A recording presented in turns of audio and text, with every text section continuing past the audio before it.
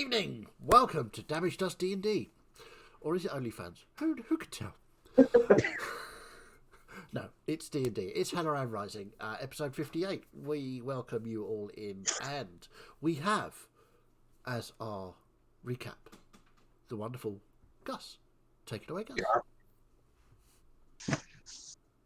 You know, my trap worked perfectly. I don't know how these people would survive without me coming up with all the good ideas. There's at least one person in this group with brains. We finally decided to go back on the Uber Buffet and sail out of the city to carry on with our adventures. And Yorick finally did some more work on my Gertie. He is taking a long time with it. Maybe he's losing his touch. I left Bridris happily snacking on baddies and told her to go home after dinner. I'm beginning to worry about her and the trip to the mountains. If the dwarves and the dragons are fighting, then which side will she choose? Will she protect me and our friends if another dragon attacks? What then if some other dwarves attacked her? Could even be my family. I'd have to choose either family or her. I don't like this. I really don't want to put her or me in that position. And even though it would be the hardest thing I've ever done, maybe I should let her go and not summon her again. Let her live her life in her home and keep her out of this fight. It would hurt so much to never see her again, but it'd be fair on her for her not to have to choose between me and her own kind. Ah well, a decision for another day. When we got to the docks, Snow said the Uber Buffet would be a few hours, so me and Yorick sat down and had a few more drinks, and Florian started playing with sparkly blood and trying to look, sniff and taste it to see if it matches Trello. I don't know. Then Celeste started collecting it and doing woo, woo, woo, woo with it. Maybe she's a secret vampire. I offered her some of mine. I was going to give her a few drops of my blood-coloured drink to see if she could tell the difference, but she didn't seem interested. All that seemed a bit weird to me. When the Uber Buffet arrived, Snow decided to scare the fur off some other tabaxi. I thought he was trying to recruit them. Maybe he needs to speak to Yorick for some advice on how to teach people about gods. I went to sleep and had a lovely rest. Best sleep I've had in months. Until I suddenly woke up in the water and the boat was gone and I was wet. Not a happy way to wake up. I did have a weird dream though. Florian and Trellador wearing pretty dresses and chasing each other through a field of flowers, shouting, "Let me love you!" at each other. Then Bridris flew in and ate them both. Must be the side effect of the weird blood-coloured drink. Celeste also had a strong dream. Don't know what it was about, but it looked like a doggy dream. I wonder if she was chasing Florian and Trellador from my dream. I hope Bridris didn't eat her as well. That really was a peculiar few days. Secret god rooms, parties and piss-ups, devils, demons and dreams.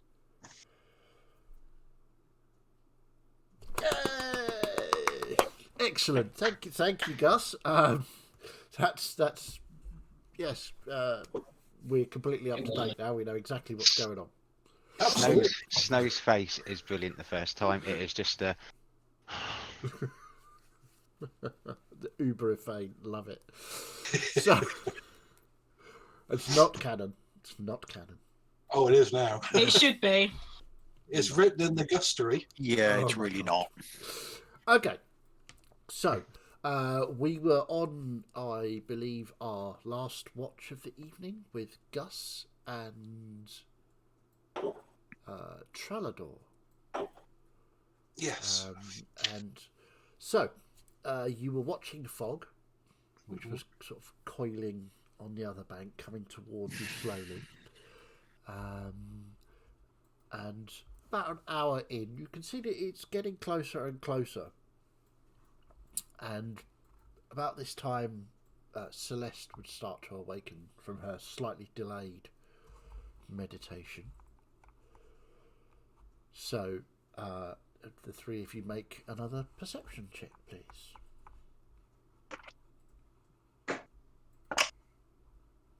16. 16, lovely. 28. 28, bloody. 20. And sorry, Trellador? 23. 23, okay.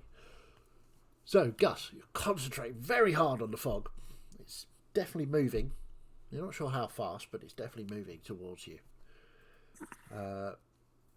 Trellador, you notice Celeste rouse from her meditation, and the pair of you both see the fog is very much closer than it was an hour ago. It seems to be very dense and compact. It seems to be, normally when you see it, it's sort of floating a sort of foot or so above the ground with wisps going up, and then when it gets somewhere it sort of coalesces and expands. It seems to be about sort of 10-foot wide block, and it's very dense. You can't see into it at all. Well, I know it's dark, but even so, you would normally be able to see shapes in it. You can't see anything. It's just like a dark grey block. Gus. Yeah. You know when I said keep an eye on the fog? Yep, I did exactly that. If it changes, No, you said if it comes too close. It's not too close yet because it's on the other side of the river. but you didn't think that. You You've didn't noted- tell me to look for funny dark blocks in it. You just said to tell you if it gets closer. Do we have the protective runes around the camp? No, I don't believe so. no one said to me. I will immediately start sitting those up. Ooh, make let's see, what can we do for that? Make me what to say? Go on, make me an Arcana check. And I will guidance myself as well. Okay.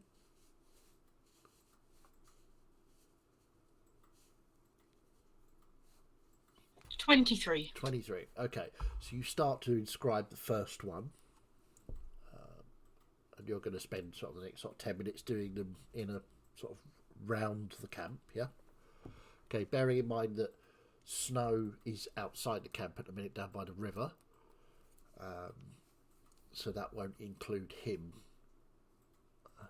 So, Are you confident in your ability? Less. You keep breaking up, Dan. I don't know if it's just me, but yeah, half you your do. sentences are going. Yeah. Might be. No, still can't hear you. Still can.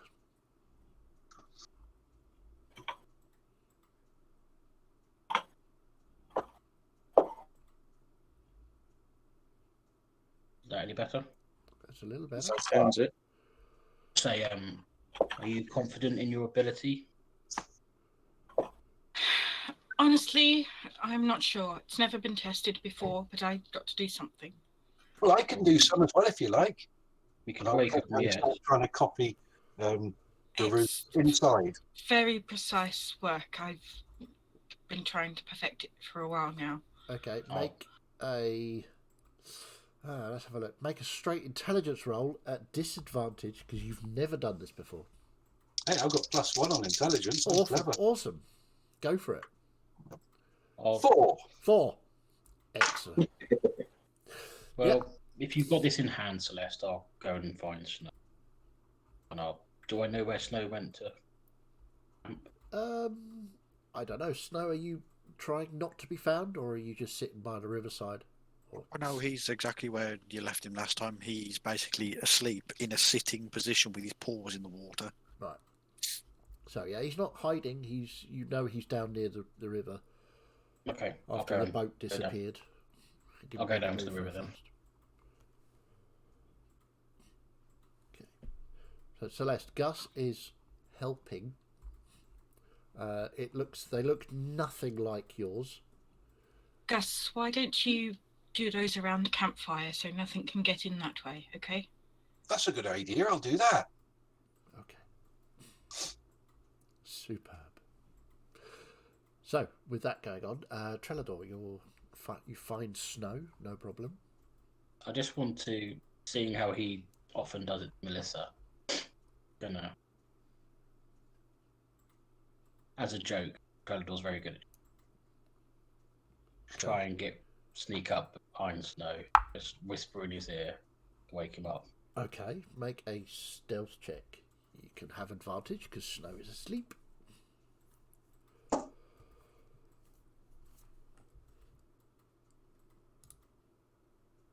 9. 9. Yeah. You get about 2 feet away from him. Snow, you've heard the approach of You know it's Trelador. It's his Yeah. and you're a very light sleeper, and it just wakes you. You can choose whether or not to actually be awake. Yeah, to scare the shit out of him. So sort of like, because he's got his back to him and he's sort of like hunched forward, he's going to pull one of the small knives out of his scarf and just throw it into the air, so it will land literally actually behind, about 2 feet behind him. Okay. So, as you're sort of sneaking up, sort of cartoon style, you see this sliver of light flash past your face, and one of Snow's daggers is in the floor in front of your feet. Why? Can I Are help we you? showing off again?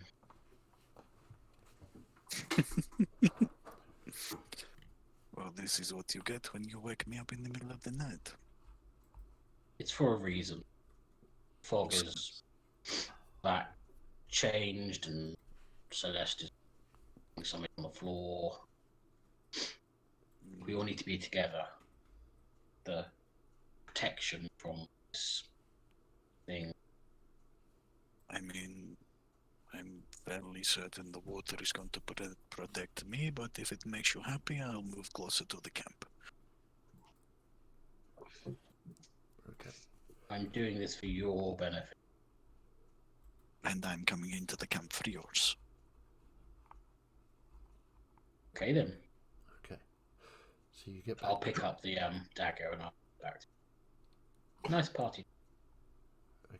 Yeah. So you get back to the camp, and Celeste is busy. I say she's done 4 of these so far. I think you'll need, I suggest, from what you've learned from Miette, you need at least 6 on an open space. So you've done 4. Gus has done about 7, all different, all around the campfire. Some of them are just intricate scratches of, I don't know, they almost look like portraits of dragons, some of them. Others are just like a square. I'm pretty sure there'll be a pair of boobs in there somewhere. And a pair of boobs, apparently so. Has the fog changed since I've got back? Ooh, Oh, they wait, can have I a mean- perception check. 21. 21. Yeah, it seems to have got narrower. And it's now starting to just creep across the water. It's about 6 feet wide now. I'm asking you this now, Celeste. Are you confident? If not, I'm waking yet. I'm going to wake her anyway, so I'm going to walk. As soon as you've said fog, I'm just going to walk in. I'm going to nudge Miette. So, Miette, you come to with Snow standing above you. I will just look up him and wait for an explanation. I'm just going to say one word. Fog. Oh yeah, that'll have me on my feet. Okay, so you wake and you see Celeste doing the runes around the outside of the camp, and Gus drawing boobs near the fire. We're not really sure what's going on there. I've learned not to ask Fair. with Gus. But I will look over Celeste's work and then ask if she needs help. Okay, make an insight check, please, Miette. You can have advantage because you have done this a lot.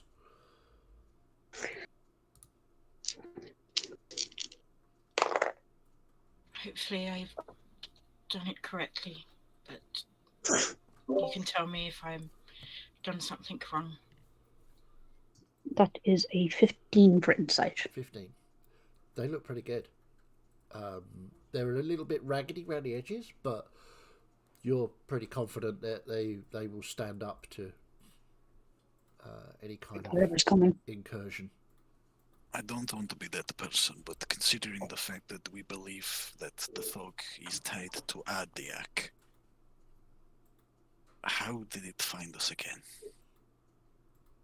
Maybe it finds us when we're sleeping, dreaming, and that's where it lives. I think I'm that's new to this god thing. maybe it's my fault. No, I don't believe so. My contact said that Lork was protected by a fog. Something. It is possible that this is his foraging into the world. Well, if that's the case, it's still my fault. But Why is that? because the reason he's here, Eh? he's looking for me, Gus. Why? I don't know. You got all these blokes running around after you. It's a bit mad, isn't it? Trust me, I wish they would leave me alone. But I tried to reach out, and I think I reached the wrong person. And I think it might have been Ardiak. Well, that tracks if he did it in the middle of the night. He lives in the darkness, does he not? According to what we know. Not to Shit. be a pragmatist about this, but that's all very well and good. What are we going to do now? We can Well- talk about it once we've dealt. Well, we could run away. We're going to have to wait until morning. There's no other way to do it. We need the light. Well, we've got like spells you can do. You fought off the fog before you. You and Yorick. Yorick was always better at it than I was.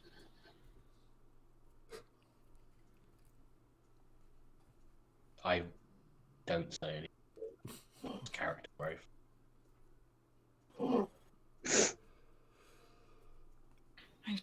I've put down the runes, and I think they stand up to Miet's approval.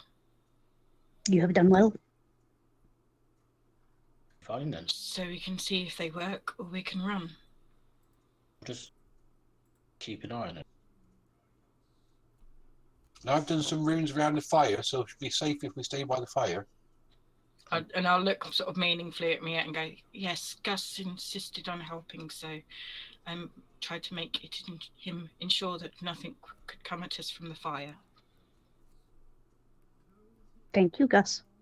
You're welcome.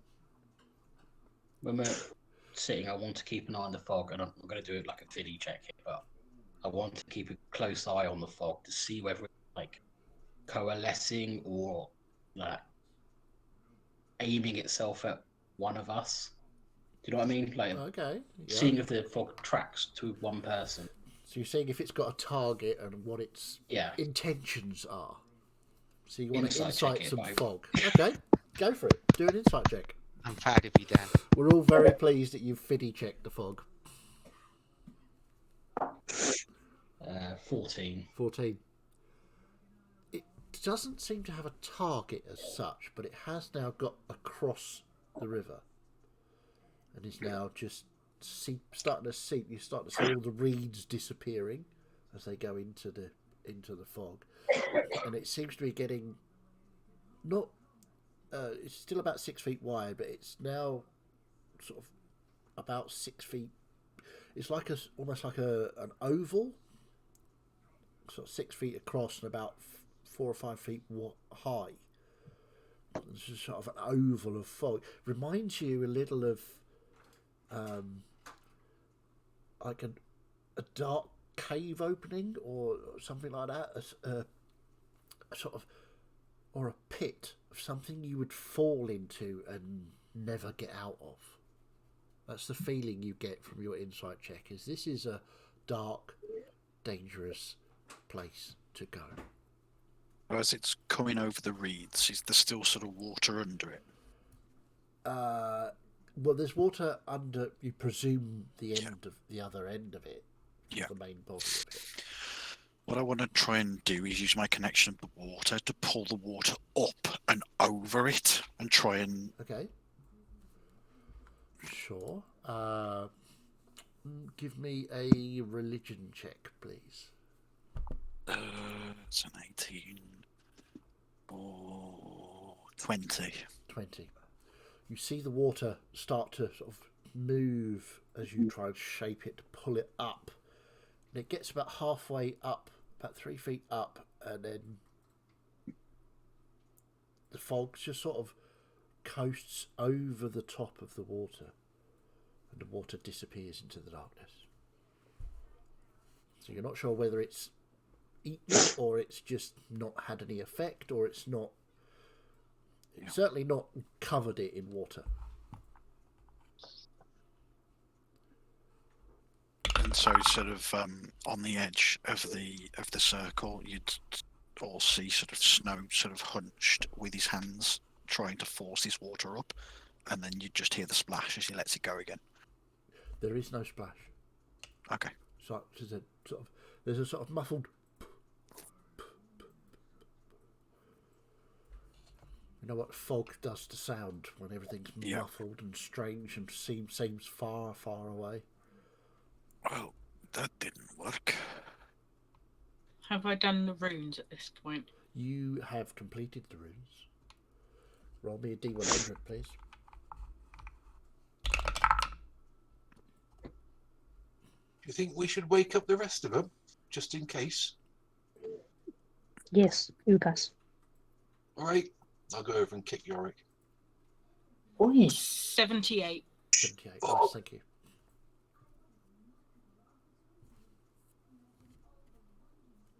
So, Yorick, Yes. Gus has kicked you. Sorry.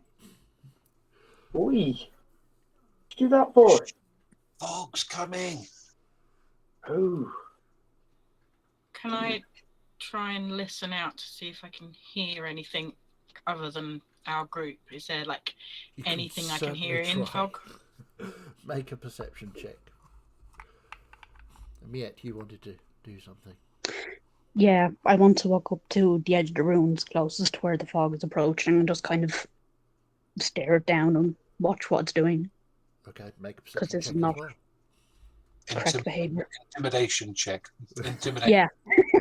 It's like, fuck you. Natural 20 for 31. 31, nice.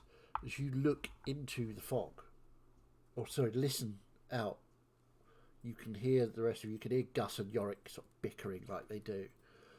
You can hear the rest of your group moving around, getting set into position.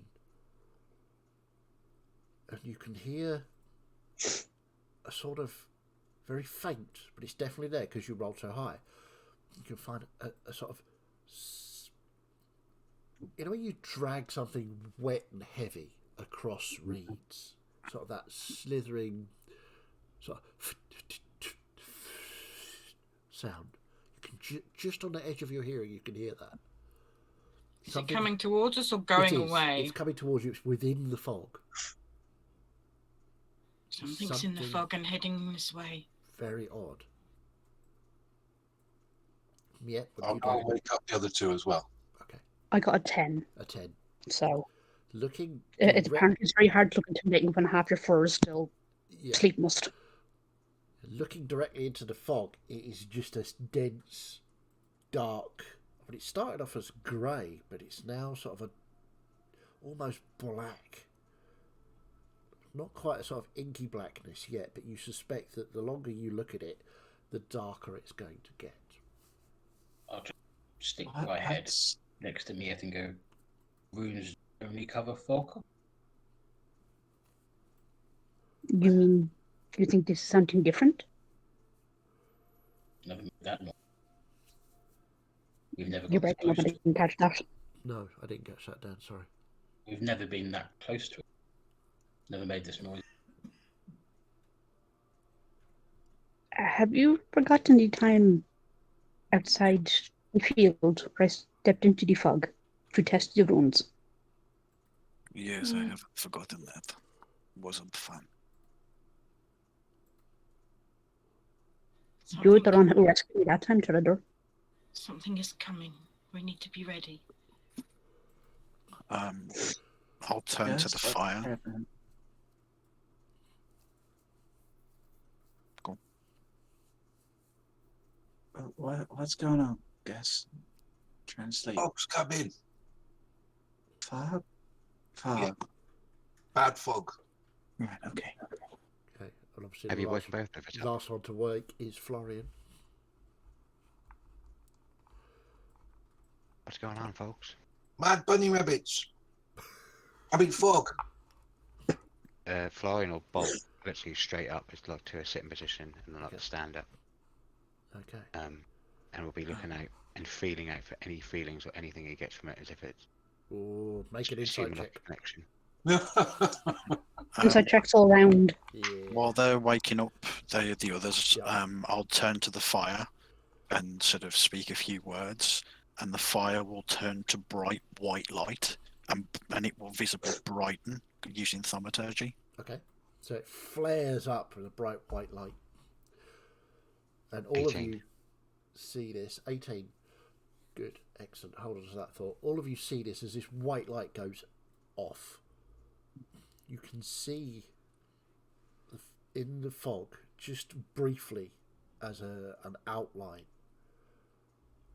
a sort of a hooded visage of a hood and a head, and a jawline that seems to be slightly too long to be humanoid. But there's no details, it's just suggestions of eye sockets with no eyeballs and pronounced cheekbones and a long jaw that comes to a point. And then the white light fades as thaumaturgy leaves the fire. An 18 insight check, yeah? Mhm. Okay. This, you're pretty sure. What are you looking for exactly? You're looking for a... Yeah. Have like I say the connection, not like there's a connection, but from when we were below the library Okay, so and you're looking all to of see if that. that's the same essence. Yeah. Okay. Yeah. It is. It does seem to be similar or the same. You're not really quite sure if it's the same, but it's very, very similar. You suspect it probably is. But this is different somehow. It appears to be not...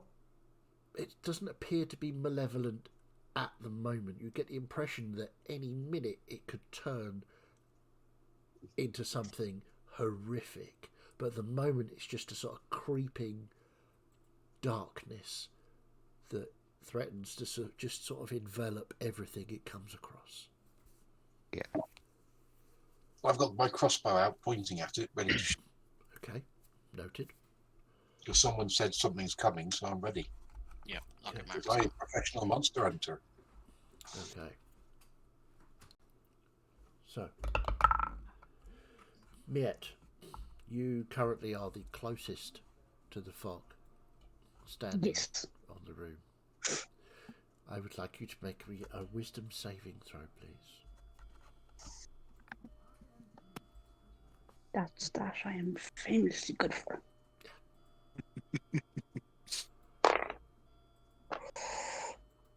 Well, it could have been worse, Okay. but I'm certain it's still a fail. That was a 2. A 2. Wow. Okay. Wasn't a natural 1. That's always good. It's always good. You looking into the fog as you see this as the thaumaturgy flare lights up this skull face, featureless thing.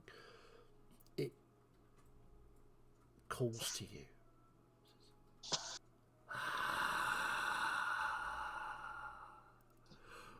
One of the chosen. Well, little kitty cat, we can certainly arrange for you to be chosen again. You are frightened of this thing. You don't know what it is. You don't want to know what it is. You have the condition frightened currently, so you cannot move towards it, and any attacks are at disadvantage. The effect You are muted from as well, thunder. so I'm very much okay with that, given, I'm right on the edge of the rules. The effect from thaumaturgy to brighten the fire in turn and change the colour would last for a full minute. yeah, but it flared, Okay, and yeah. then it went back down. And normally it would last a minute, but in this particular case, it's come back down. Maybe it's Gus's runes. Who knows? Who knows? Who knows what Is Gus did to that fire? Is there a visible change in Miet's demeanour? Oh yeah, the colour any of- drains from Miet. The rest of you see, and she's sort of standing there, stock still, looks absolutely terrified. Did any of the rest of us hear anything, or is it just me? No, it's just Miet. I'm gonna walk up behind Miet then and put my hands like on her, not shoulders but like arms. Yep.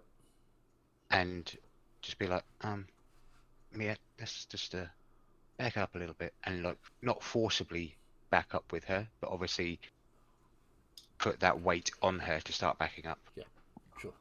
Miet, are you allowing this? I know it's not exactly time for comedy, but I'm just imagining like claw marks being left in the dirt by my paws. Yeah, it's like...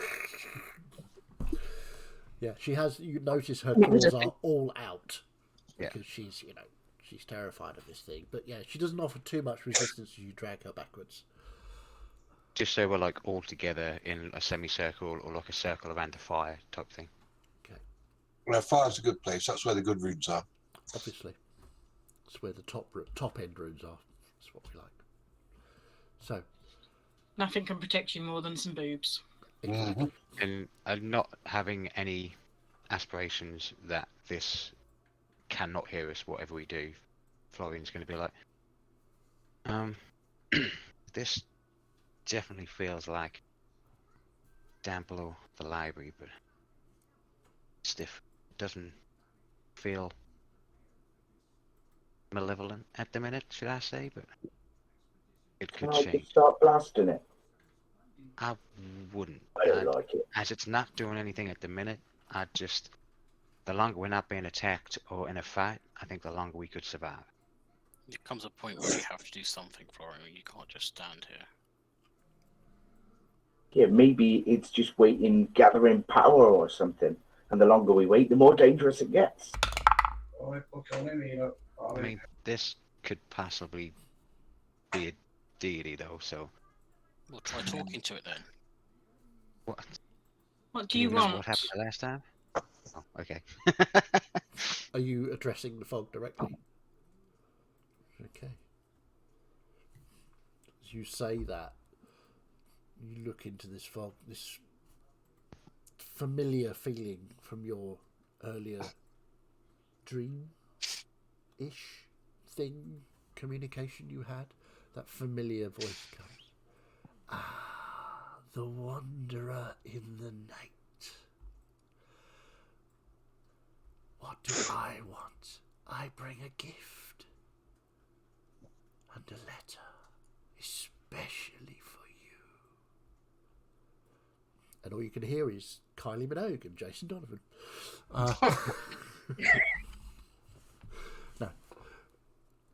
And you hear that voice echoing in your brain. And the rest of you hear a sort of...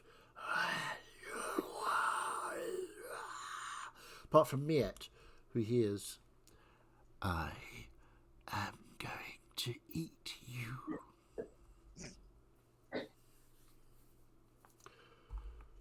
Starting with your tail, because that's the tastiest bit. Obviously, yeah. On a stick. Well, it's the only one of 6 ends. It's not pointy. So, this voice tells you it's brought you a present and a letter. Do you want to respond to that at all? What did it say, Celeste? I don't think we could understand it. It said it's brought me a present. That's Yeah. nice. Do you want me to go and get it? Because I don't think you should.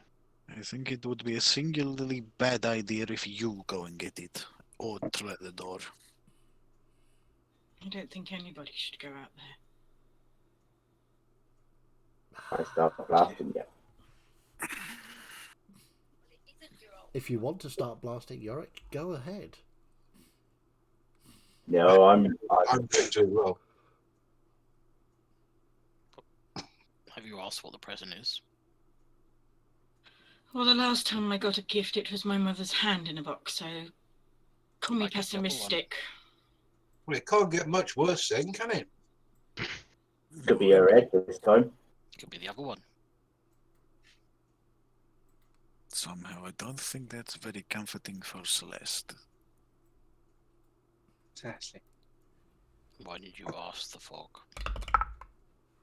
Okay. So Fog sort of reaches the outermost room, and you can sort of sense it pausing, and it sort of flows around the room. So there's a sort of gap in it.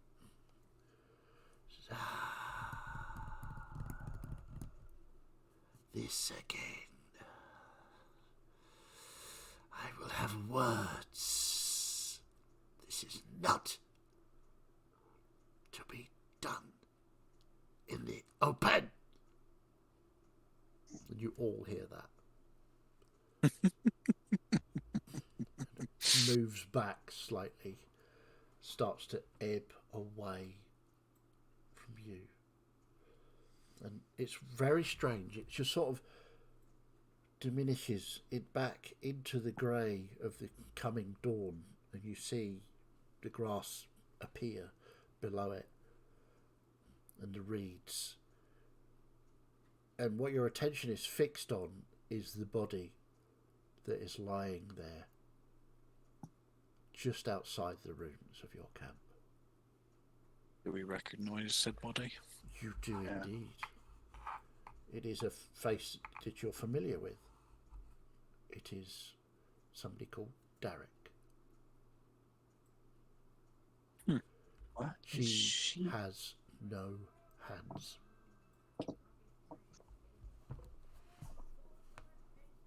What? Not gonna look at me yet. Your contact, I take it? Muted. You're muted. I was trying to look up the map. She was. Is it getting sort of light now? It And is. You there can any see sort the of- dawn breaking. I'm going to sheathe both daggers and just make my way forward to go and examine the body. Okay. Make an investigation check. I'm gonna stand by, just kind of looking out. 25. 25. It's very definitely Derek. She is dressed as you would normally see her, in her leathers, with minus hands, obviously. Yeah. There's no weapons on her at all. I'm not looking for What weapons there as such. is, Well, however, is sticking out of her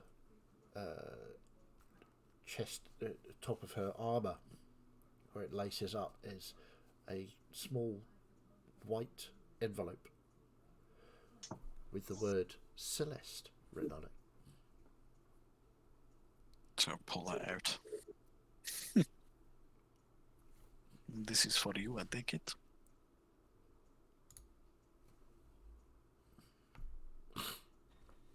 I will take it. Okay. You recognise the handwriting. It is from Lork.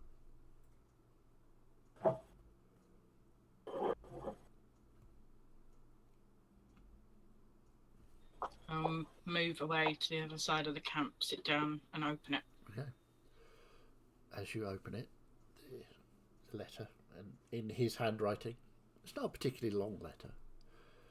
And it says, "Dearest Celeste, my darling, a little gift from me to you.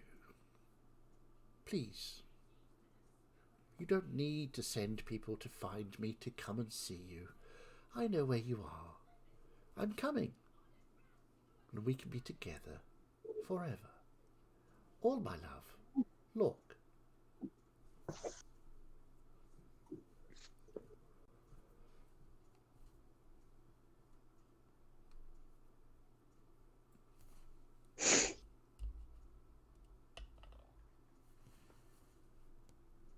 With the body, is Derek's eyes open or closed, or They are open, and the expression on her face is fear. Is the fog completely gone at this point? The fog has completely gone. In which case, I'll go over to Derek's body as well, and yeah, I know she's not Tabaxi, but start following the funeral rites that I know. Fair enough. yet, if you will allow me? I know that we don't have much time, but that is something that I would like to do for her and for you. Please. So Snow will take a gold coin out and tuck it in the top of her leathers and secure it in the inside pocket, and take the body to the shore, and then sort of just push it out into the middle of the river, and then call the river to pull it to the bottom. Okay. As a burial. The water's almost sort of open for her, and you see gently close across her. And without drama or fuss, she sinks out of sight. And then there is a large bubble appears, and floating on the top of the water is a bottle. Can I pull it in? Sure. You pull it in, pick it up. It's about that long on its side, and inside there is a ship. We got the Black Pearl. Named the Follower. It's a beautiful two-masted ship, and it's weird. There seems to be water in the bottle, and no matter which way up you turn the bottle, the ship continues to float on top of the water like a gyroscope does. If we look really closely, is there like a little tiny crew on the ship? Make an investigation or perception check, your choice. You know what? I'm gonna skip that because I'm going to Okay. Just still distraught over Derek. Okay. There is a small effigy, a tiny tabaxi. It's very too small to make out details, but it's definitely a tiny tabaxi on the ship. Yeah, I'm going to uncork the bottle. There is no cork. Okay. It's sealed with glass. Right, okay. I'm going to strike the head off the bottle and just see what happens. And the ship bobs about as the violence of the waves subsides, and the bottle is still whole.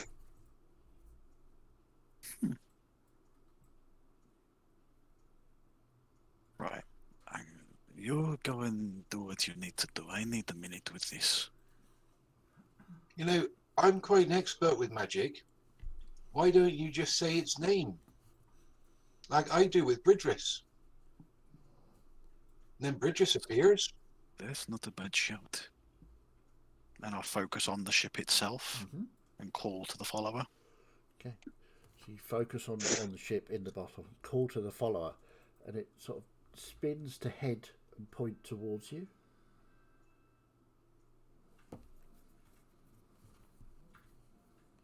You mustn't have done it right. If I submerge the bottle into the river as well while focusing on it because I need it, does that have any effect? You push it under the water and it tries to bounce up. It's very buoyant.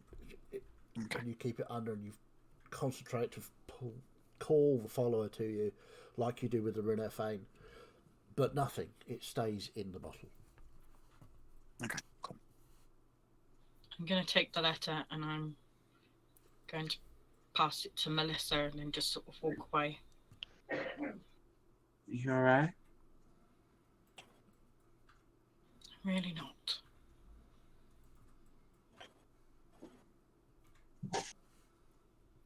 I'll take a look at the letter. It says what I said earlier. If you didn't know that this person was unhinged, it would seem like a letter from a lover that was coming to meet.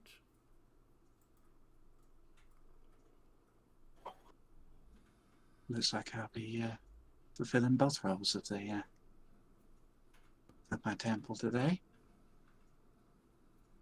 Not just helping those to escape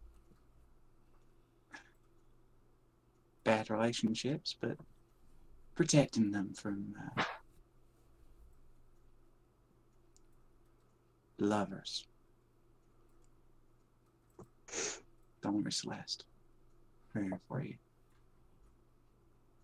Why? Why am I so important?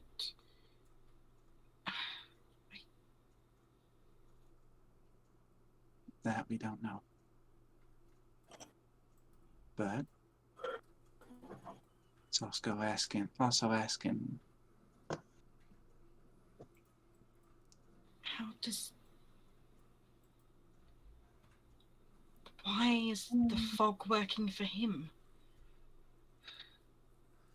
that I'm not sure. Is he some kind of god? I don't That I understand. find unlikely. I suspect that he's just some power-hungry devil that just so happens to, be aligned with the fog. But if he's a devil, then, well, I might know how to get rid of him.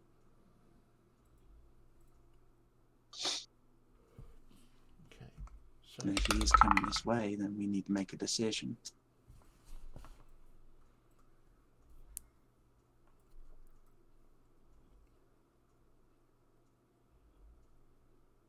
So, with the day becoming brighter and warmer,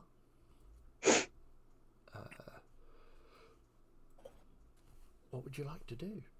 I did DM you, Chaz. Oh, sorry. FYI. But in the meantime, I'll be like, snow? Maybe it's just as simple as breaking the bottle. You can't break the bottle. Already tried that. Now, if you can leave me alone for a minute or two, I'm going to ask the boss. He's going to sit with the bottle sort of cupped in his hands Okay. and sort of call to Peladas and ask how he's supposed to use how to use this. Well, show due respect and thanks for the gift of the other ship, but ask how I'm supposed to get it out of the bottle and then back in. Okay. You reach out to Peladas. Make me a religion check, please. Oh, come on, don't fuck me. I'm assuming we've all had a long rest at this point. Yes. Okay, And that's yet not too you are bad. no longer frightened. So. 17. 17. Okay. You reach out to Peladas and you can feel him. You can feel him in the rushing of the waters. You can feel him in the moisture in the air. What you can't feel is his attention on you. Mm-hmm. He seems to be concentrating on something else, which is odd. He's not. All the times you've spoken to him, you get the feeling that his attention span is very short. Yeah. And the new thing comes up, he's bang on it. Yeah. But this time, He seems very he's focused. very focused somewhere else, which is really unlike him. It's very strange. Okay. I'm going to try one more thing. Okay. I'm going to wade out into the water itself. Okay. And this is going to sound really weird. Good. But I want to see if I can place the bottle on the surface and use the flow of the river to essentially wash it out onto into nice. the There river you go. itself. Okay. Because obviously the power of the water itself comes Yep. from the Yep. boss. So as you place it, are you standing to the side of the bottle, to the rear, to the front? Or you just should tell so me he's exactly gonna what you're doing. he's gonna wade as far out as he can, and sort of just with the bottle sort of held lengthways in front of him. Okay, so you're And standing just side on. Yeah, side on, and then focus on the rushing of the water, and try and help it to move through the bottle. Okay. And manifest the ship. Okay. So as you're doing that, if you look and you watch the. Ever since you called to it, it's been pointed. The bow of the ship has been pointed directly at you, and now is no exception. So it's now side on to the river, but the water in the bottle is flowing towards you. Right. So it's just going tink, tink, tink. Okay. So seeing that, I'm going to move so it's going to flow towards me. Okay. As in, so I'm going with the river. Sure. So you turn it to. So you're looking directly down the bottle, down the neck of the bottle, as it were. Yeah. And the ship indeed goes tink, tink, tink. But nothing seems to. The water in the bottle seems to be flowing at a different rate to the water outside the bottle. Yeah. Can I manipulate the flow of the river to match the flow in the bottle? Make me another religion check. 18. So you manipulate the flow around the bottle, and it seems to be going at the same speed as the water in the bottle. But again, tink, tink, tink. It's not coming out. Yeah, I'm out of ideas. You tried to screw the top off. There is no top, it's just solid glass. I don't know that. Or solid glass looking stuff. Does it not? Maybe it points us to where the boat is. It keeps pointing at me. Maybe you're the boat.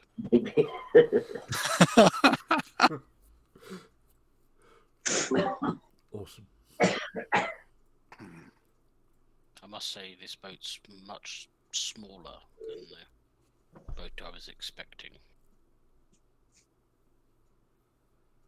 Well, if you've got any better ideas, then I'm all ears. It is certainly odd. I don't suppose, Gus, you don't have any of that very strong beverage we got from the pub, do you? Which didn't like glass, metals, or wood. No, because we couldn't transport it. And we drank it all. And Gus drank it all.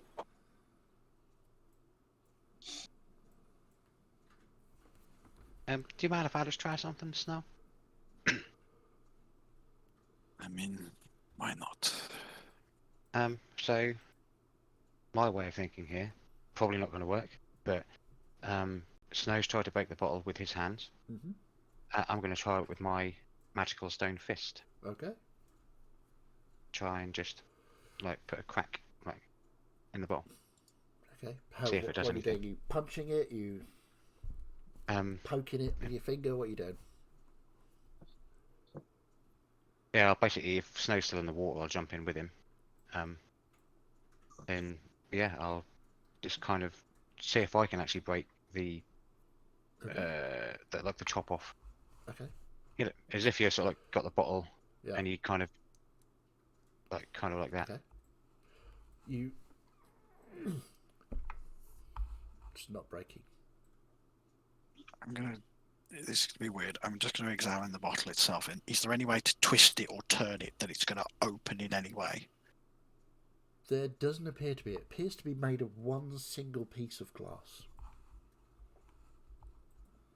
And there's no sort of entry or It doesn't whatever appear it is. to be any entry or seam or cap or anything. I don't suppose you've asked it to open, have you? Something as simple as that. I mean, that could work. And I'll back out of the water again, just so I'm not there when a ship potentially does come out. And Snow's going to sort of like just look back at everybody and then hunch over this thing and goes, please, for the love of the Lord of Waters, please work. I need this, please. If we don't have this, we can't get any more followers, can we? So please, come out of the bottle and let me work. Okay, make a D100 roll, please. Oh, Christ, this is not going to go well, is it?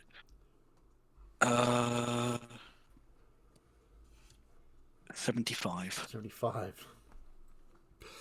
Let me see.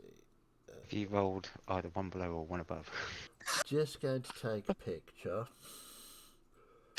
of what I have rolled. Oh, focus, you little bugger.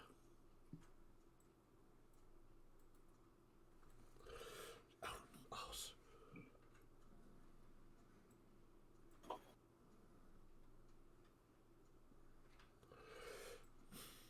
And I will share that to the Discord.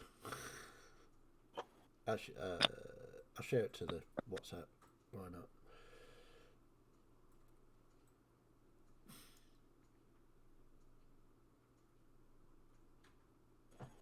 I rolled a 76. Oh, fucking hell. Wow. I mean, how unlucky can you get? That So- lucky, clearly. You can feel this. You're along the right lines.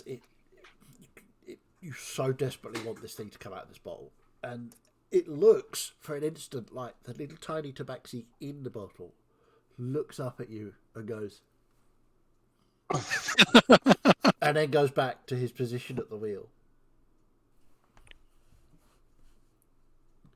Something's just occurred to me. Oh, this is gonna bug me. Right. This is gonna bug me. There's a little tabaxi in there. Carry on doing Yeah, what you're doing. I okay, need to so- formulate the thought. Exactly. So hold that thought. Work on that. Turning back to the rest of the group. Just written in my notes about the bottle and saying, but he's having trouble getting it up. I mean, getting it out would probably be more accurate, but sure. Not as funny though. So, let's take a little moment. Celeste, you've given the letter to Melissa. You've trying to work out why you're so important and why this is happening. What's going on? Why is it suddenly allied with this fog?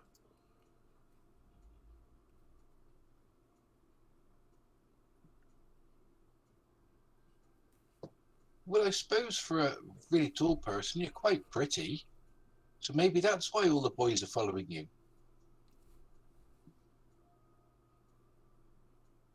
I mean, if you were shorter, you'd look prettier, but can't do that without chopping your legs off.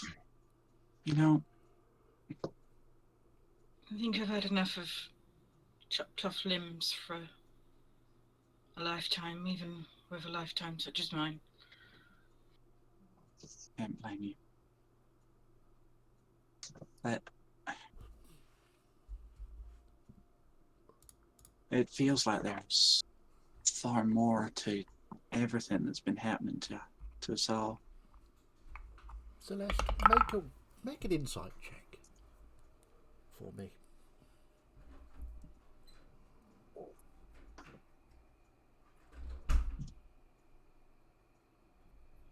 $14. 14.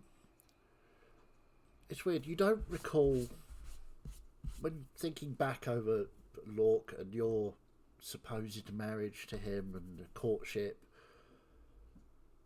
before it got nasty, he was quite sweet to you. Everybody else he couldn't care less about. But to you, he was always very nice to. And while he didn't shower you with gifts, he did give you gifts. You still got any of those gifts? Just a thought.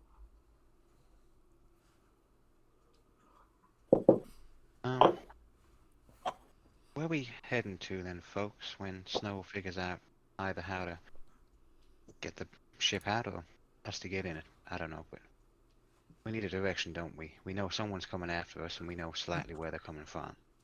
Well, let's go the other way then. The mountains! Let's go fight some dragons! I mean, I feel like heading to... Oh, name's escaped my brain. Do you need the map up? Psylocke. Yeah. Psylocke, that's the one. The Orc City. I'll tell you what, I'll share the map anyway, because I'll show you exactly where you are on it, which I think would probably help. So at the moment, you can all see my mouse, yeah? Yeah. So you're about here. So where the point of my mouse is. So you were heading up this river, and then you were going to make a decision to go that way or that way. Wouldn't we be on the next sort of straight one down, coming up from Dornham, because we left? Sorry, Dornham. yes, apologies. This curve here. Sorry. So you were quite near to this junction, and the fog came across this river. I think Psylocke is our best option at the moment, because straight north would probably put us right in his path. But I Dornham is debatable. I didn't think Psylocke was going to be much use, like you were saying, for the information we needed. But there's a place to travel from. It might be helpful, as well as getting our bearings a little bit again. We get so lost and mixed up in all these rivers. It's hard to keep track of where we are. We could head towards the mountains to try and save some dwarven lives. Going straight towards the mountains right now would put us right in his path. As much as that is something we do need to do, yeah, I feel like we'd need to go round via the rivers to get there. I don't know if there are any. I admit, I don't know if there's any paths up there other than the rivers that the Tabaxis use. Climb a mountain. How hard is that? I mean, easy for dwarves. I mean, sorry, go on that. I want to get out of my bag everything that has anything to do with Lork. Okay. Any of the letters, the box, and anything else I might have. Okay. So, forgive me if I'm wrong, you've got a box with your mother's hand in it. There was a ring on the hand which you took off and are wearing currently, is that right? If I remember Was that my correctly? mother's ring? Yes. Then probably, yeah. Yeah. I don't know if you were wearing it on your finger or you were wearing it on a chain around your neck. I don't recall what you actually did with it. And it may just be in your bag, I don't know. Because I remember you taking it off the hand. It'd probably just be in my bag. Okay. So you've got the box, your mother's hand in it, the ring. You've got the previous letter, this letter. Was there anything he gave you from before you ran away? Not that I would have imagined I would have taken with me. Okay. So no jewellery, no necklaces or bangles or anything like that? Earrings, nothing? Probably not, no. It wouldn't have been important to me. Just so I know. So you lady sings out. None of them seem to be, apart from your mother's ring, seem to mean anything special as a gift. It's very odd. I want to inspect the outside of the box carefully. Make an investigation check.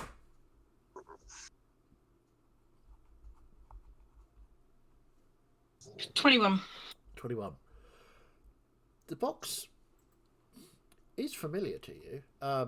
This was a box that Lork gave you a particularly nice pendant in one time.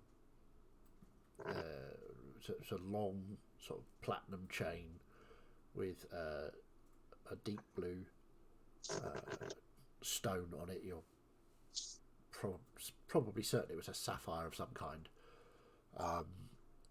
In the shape of carefully woven L and C intertwined. Now, you didn't take that with you. You left it at home? Yeah. Okay. So if you left that at home, and yet this box is here, that's a bit weird.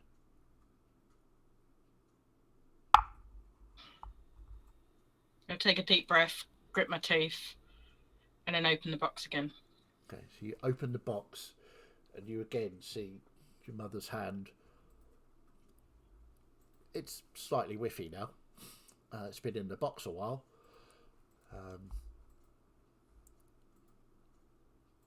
What do you want to do? Do you want to take it out of the box? Yeah.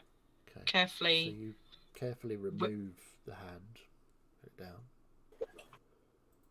And because you got a good investigation check, the depth of the box inside is about that deep. Outside is that deep. So it looks like there's a false bottom to it. I'm almost tearing the box apart without actually tearing it apart. The inside out, and you again see this pendant.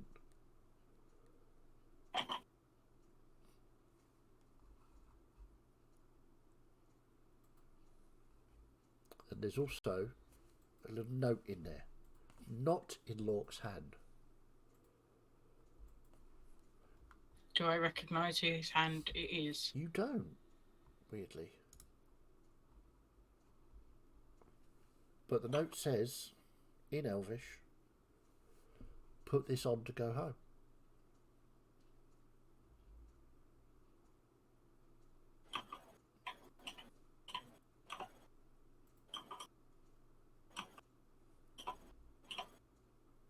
Everything okay, Celeste?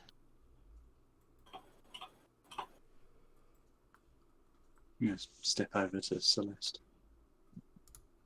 You alright, darling?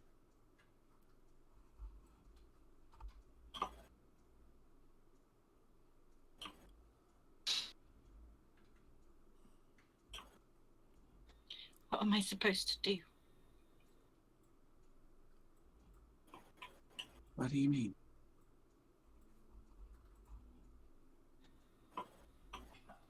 I'll show her the note and the necklace.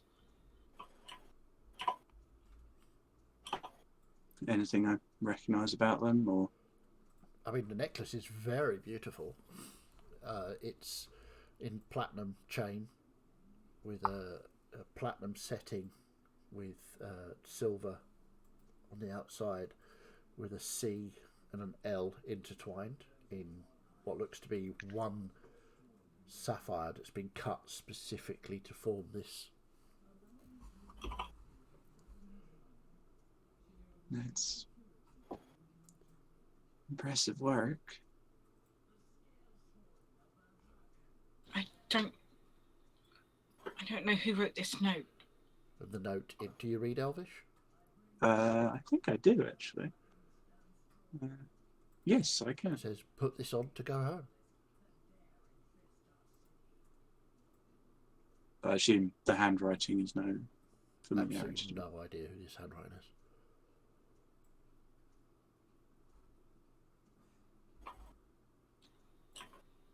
Why? Who would put this here in the box with my mother's hand? I just... doesn't make any sense. Nothing makes sense. I don't understand. Right. I'm going to put my arm around Celeste to try and comfort her. Are you sure that's your mother's hand? Because, like, you know, you identified it because of the ring, but maybe they just took the ring and put it on someone else's hand. Do you recognise the writing, Celeste? What did it say?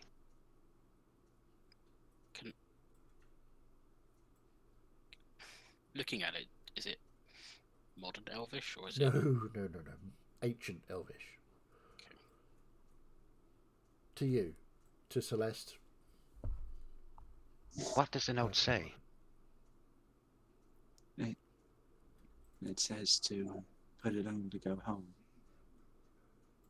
Which, Do you want to go home then? No. Well, then throw it away.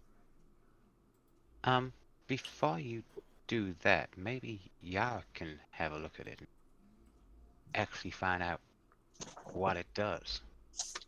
I'm concerned that he may be using this to track us. If I you've been thought carrying that it as well. around, if you've been carrying it around with you, I mean, Want me to take a look? Okay.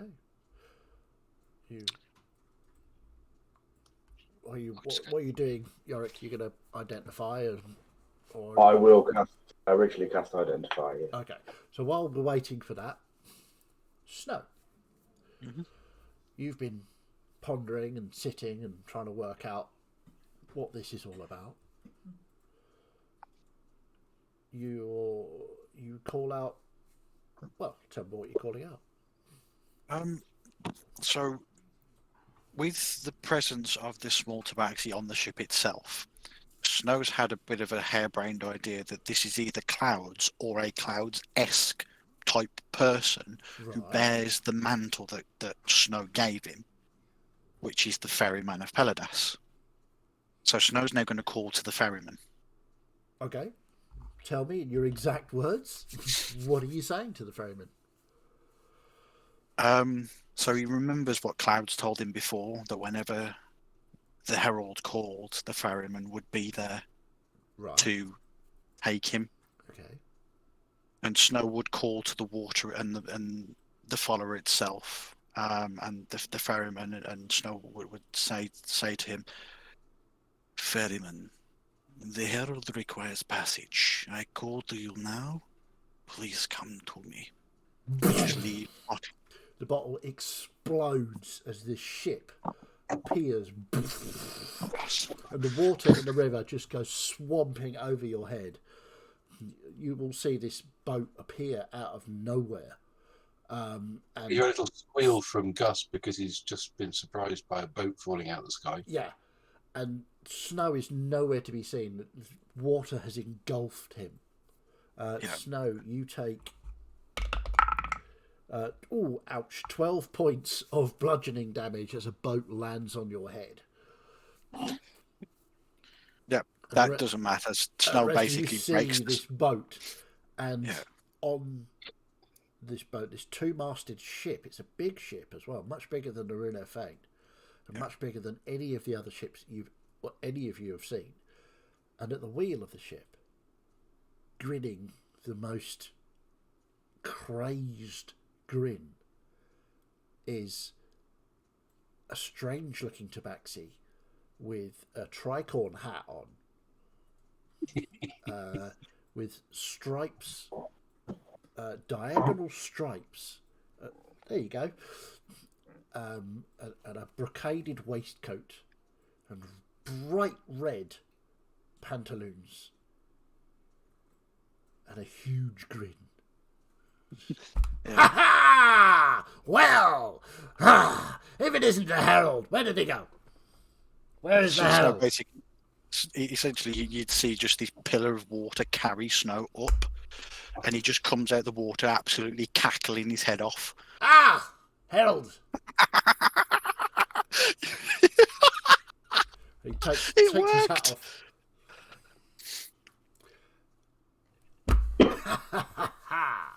So, very confused there. I where thought it was would DMing you for a like second, to Lost on go? Martin. Well, let us get everybody on board, and then we can set off, shall we? Absolutely. It is a pleasure to meet you. What is your name? I'm not sure I understand the question. I mean, I know you're the ferryman, but do you have a name? Again, the question seems a little strange. Okay, we'll come back to that later. If you would like to get on board, and we will make way. As we go onto the boat, I'll just go to Yorick. Peladas is very dramatic. Yorick is busy. Sitting down, casting Identify. So, Snow is on the ship. Trelador has wandered onto the ship. The rest of you? I'll stay with Yorick until he's finished. I'll come on the ship, Snow, but I ain't paying no one and asking no price. I mean, I'm not asking you to. This is my ship. This will take me wherever I wish to go. Okay. So, I don't think you really understand what being a servant of Peladas means. This will come when I call. Eventually. I mean, he's obviously changed ships for me, but these things take time.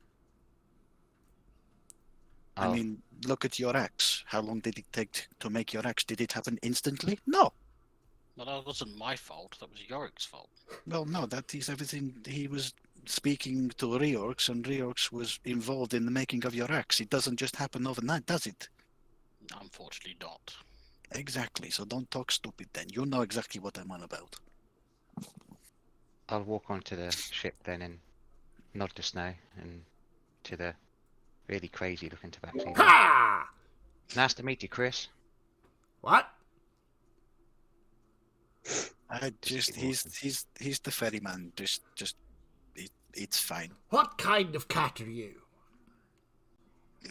I'm not. He's the hairless variety. He's very strange. I've got hair, by the way. Not compared to a tabaxi. Very odd. But that's what you want. Yorick, you sit and cast Identify. And this necklace in front of you is not just a beautiful necklace. It is a beautiful piece of work. It is not just a necklace. It is what you understand to be a phylactery or a receptacle for a soul. More specifically, a necromancer's soul. This thing is giving you the heebie-jeebies. It is not a pleasant experience trying to identify this. In fact, make me a wisdom saving throw, please.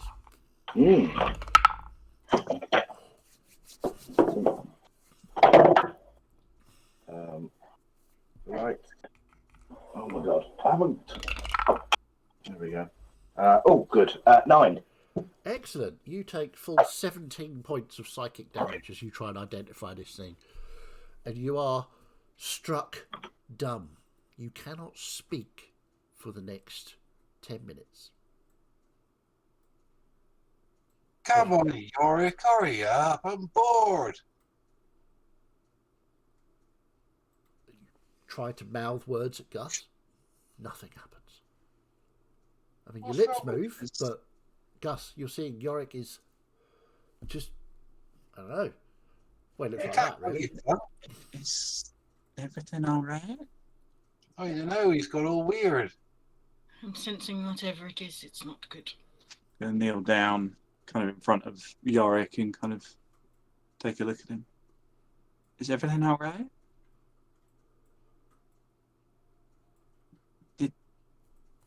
Did the necklace do something?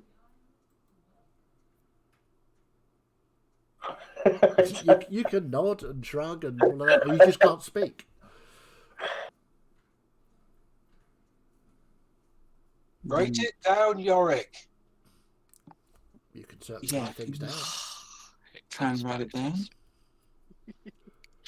Here, dig out some paper. Offer to Yorick for writing. I will very crudely, like a child holding a pen like this, just write necro. That's all you see on the piece of paper is the word necro. Written in very shaky hand. I mean, you've seen Yorick write stuff before. It's not like that. Necromancy? We'll finish, man, sir.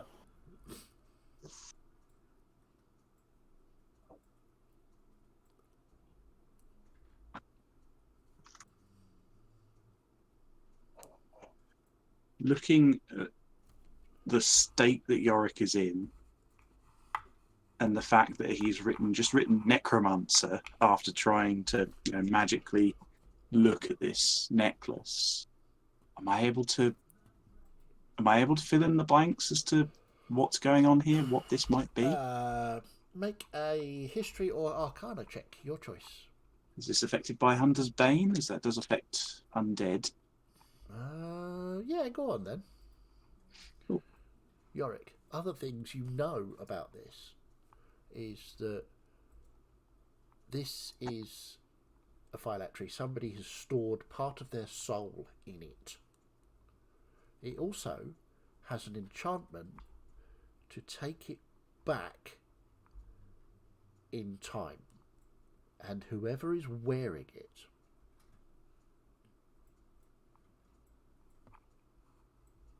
Interesting. What'd you get for your roll? History or arcana, did Yep, you say? either one of those. Okay. Going off of arcana then, that's 25. I rolled a 2 and a 19. Ooh. So that was Okay, fun. so necromancy. You've heard tell, and Vale has expunged many times on the fact that necromancers tend to make deals with devils. They can, in exchange for an incredibly long life, they can essentially sell their soul. But necromancers are special because they can remove their soul from their body and store it in a phylactery, which, if they can hide it somewhere where the devil can't find it, then maybe when the deal time is up, the necromancer will get away with, well, killing the necromancer's body makes no difference. It will jump to that soul and find another body and continue its life. We've just found a Horcrux somewhere. Yeah. I don't know what So- it is. So it's typically used to evade devilish pacts. Yeah. Right, step as you out of the way. understand it. I've got this, and I'll move No, out the no. way, up to Yorick, and give him a smack round the face. Come on, snap out of it. As entertaining as this is, could we please move whatever this is onto the ship so we can get going? I mean, I do need Yes. to remind you that we are being hunted. We absolutely should. We do not want to be dealing with Lorix right now.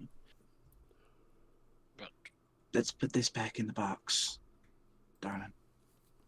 did we establish whether he's tracking what's in the box? Why isn't Yorick saying? I'll explain. Let's get onto the boat. I I'm on the think boat. I might know what's going on here. Before Miet gets onto the boat, Okay. I want to make a point of actually scrubbing out the runes that Sure. were on the ground. Yeah, no problem. You can spend the next sort of 5 minutes or so making the runes disappear. Yorick, by this time you can now speak again. Your throat feels really sore. Raspy.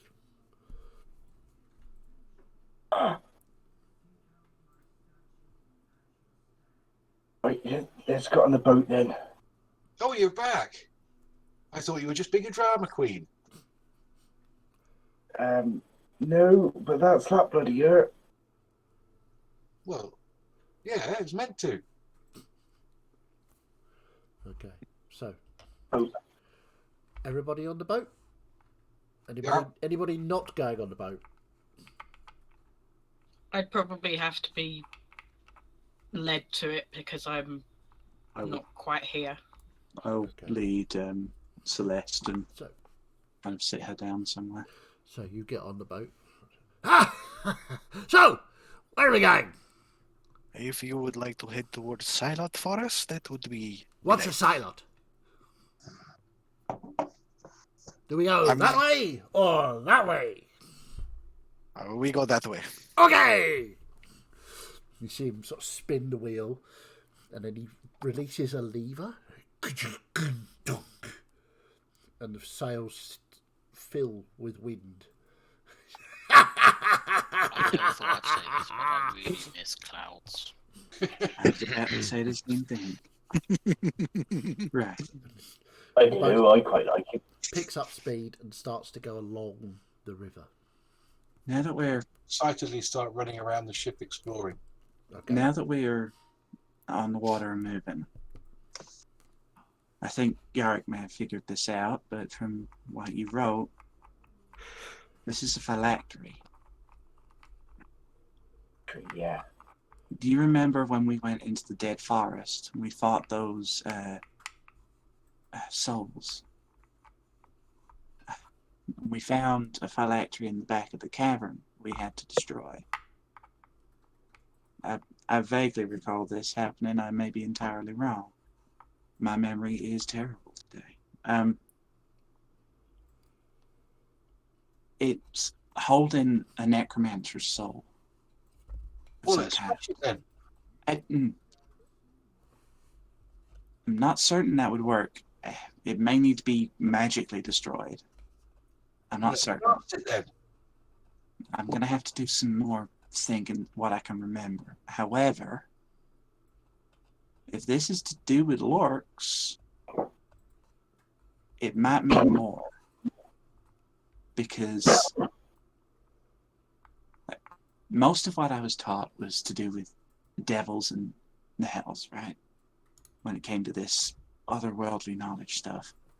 But necromancers that had made pacts with devils would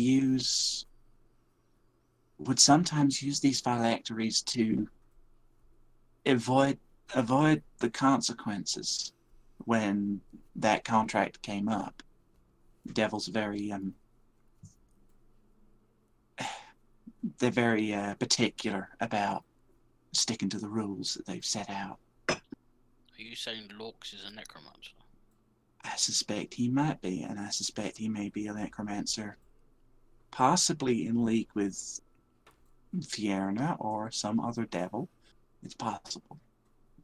I But think he- that might explain his possible connection to this fog, if what you described is correct, Miette. He's basically So sold we- his soul though to get this power. Yeah, but he's then cut another piece of it off to hide it away. But why it's here, I don't quite understand. Because Celeste is here? Didn't we find out that the deal is up, isn't it? Now that Yeah, it was in the This year It's in for the- 6. it was in the cinnamon book. But are we escaping the obvious here that perhaps we can just turn it over and that solves one of our problems? what I was thinking. Yeah. Yeah, but No, there is no buts here. If we turn it over, they have it, and that solves one of our problems. I mean, currently I'm selling my life on not giving Fiona what she wants. does his part of the soul being in this phylactery make him stronger because Fiona doesn't have it, or does it make him weaker because he doesn't have it? Well, with what Melissa has just said, it makes him stronger because he can't be killed in the traditional sense, and it makes Fiona's hold over him weaker because if she doesn't know, or whoever he's made the deal with doesn't know where it is, they can't claim what is rightfully theirs. Ergo, if we give her what she wants, the soul, it removes one of the many problems we have on our plate. How do we give Correct. a soul to somebody who is after at least one or two of the party members with no consequences? Dead drop. Send a letter. There's also a question of why Lorx is still trying to summon Fiona unless he's trying to stay in her good books. Unless he's some kind of... He knows that she's traveling with us, and perhaps he's trying to get in her good books by presenting our party to her, which basically kills many birds with one very repugnant stone. Can we just try and destroy it? Because surely Do I if we know give it if- to her, then that's what she'll do. Do I know if phylacteries are easily destroyed? Traditionally, they are not easily It destroyed. would take quite a lot. I can mean, do anything. I can create or I would- destroy anything. I would suggest, Yarick, that what happened to you whilst you were trying to identify is just one of the protections he's probably put on this thing. Yeah, but I didn't expect that, you see. Now I know it's there. I mean, you could always speak to your boss and see if he can Perfect. hammer the shit out of it. I know. Hammer of a god, nothing can survive that. I'm not entirely sure how any of this works, but if a devil, a prince of hell, got another soul, that would then ergo make them more powerful, right? I mean, yeah. Why do you think that beings like Fiona and Balo do stuff like this? As long as this necklace has Locke's part of him, his soul in it, he can't die. However, if the necklace isn't used, he then doesn't become back alive again? No, the necklace is storing his soul in it for the time being. It uses phylactery, and its use is a strange, altering necklace, I assume. Well, what you understand by the phylactery, Melissa, is that if Lork's body, corporal body, is destroyed utterly, he can use that phylactery and his soul that's in it to inhabit another body and still leave the soul in the phylactery. I think he was banking on using it to get into one of our bodies. And that's why he sent it to Celeste. Perhaps he's betrothed. Yeah, but that's fine. But if we somehow figure out a way to deal with him and no one wears it, he is then out of the equation, and Fiona does not get another soul to make him more The powerful. wearing of it does not affect any of this. I have just had another idea. Perhaps we could give it to a certain chaos-loving friend. We could have him as a new plaything. Of the ability of the. I mean, Gus already has a dragon. Yeah. Of all of the suggestions, that one is the most feasible. I think that's the most stupid. We have no idea what would happen. What? If we reset it? What's Celeste doing while we're having this conversation? I don't know. What's Celeste doing? Apart from making notes. Just sort of sitting, staring at the floor, kind of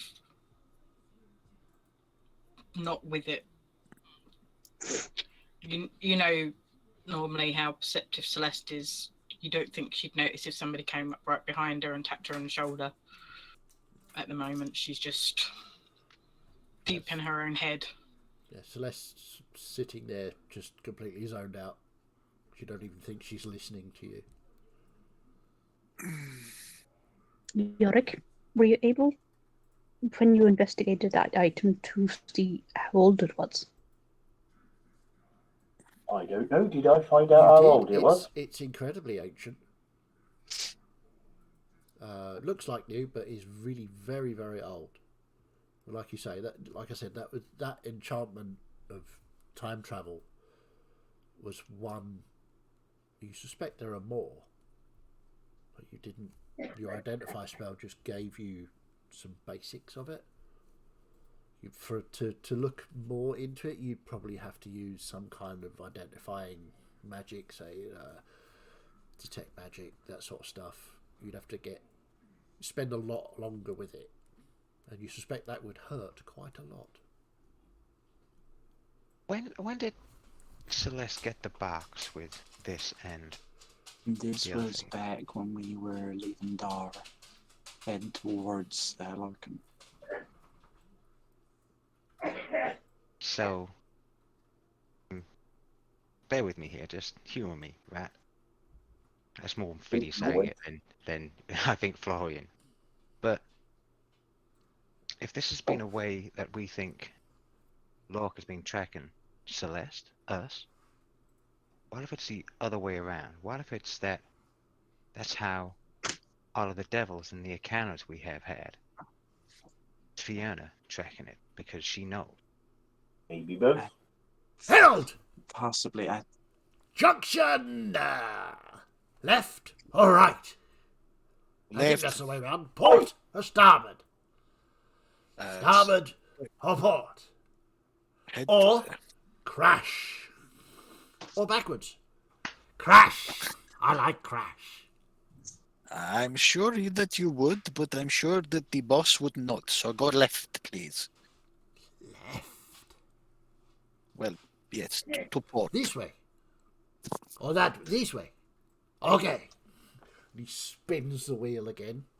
You feel the ship lurch as it joins the river going towards the west end of the country. And that's where we'll take a little break. Okay. So I need to make a note so I don't forget what I'm going to say next. That's fair. That's fair. Okay, so we'll be right back after these special messages. There are no special messages. We're not sponsored. So, yeah, just stick around. We'll be right back.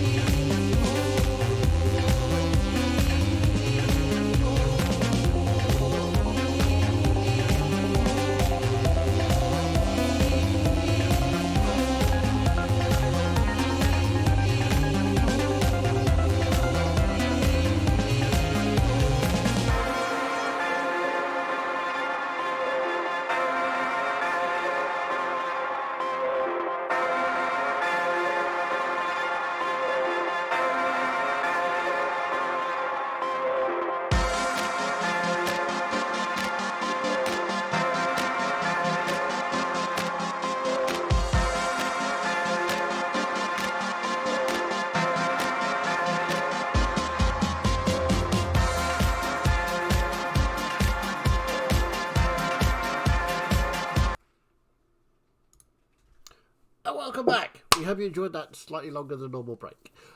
Dogs happened, it was fine. So, we are on board the Follower with its slightly erratic helmsman bearing left towards the city of Silot, away from the mountains. Again. And on your right, you can see in the distance the Makabar Hills. So, Did I find anything while I was exploring the ship? we will get to that right now, in fact. So, you went all around the ship. It's a fairly plain deck. There are 2 masts. Most ships that you've encountered have only had 1 mast at the most. This has 2 large masts.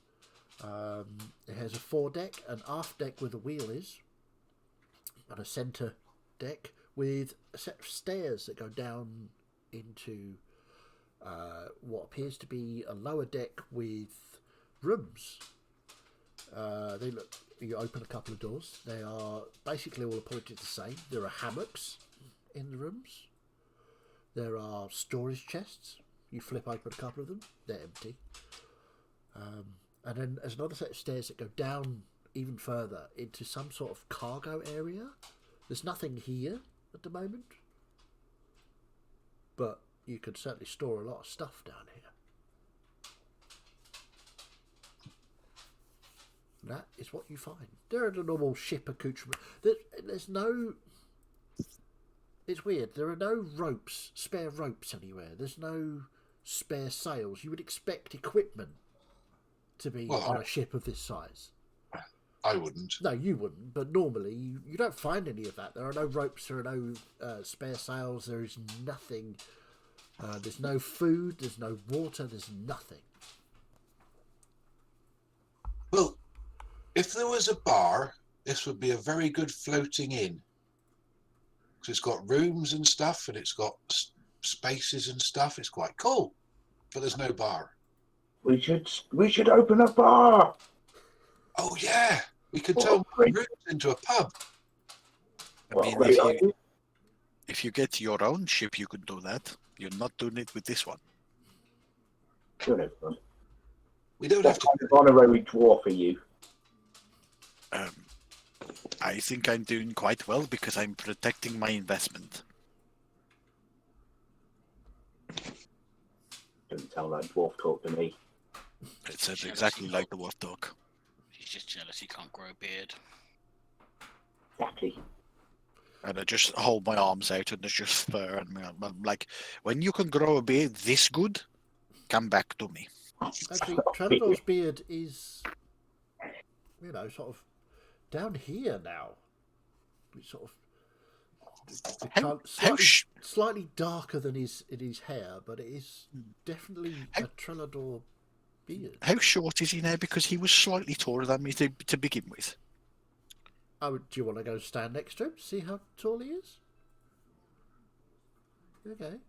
How tall originally were you, Trellador? I was 6'2".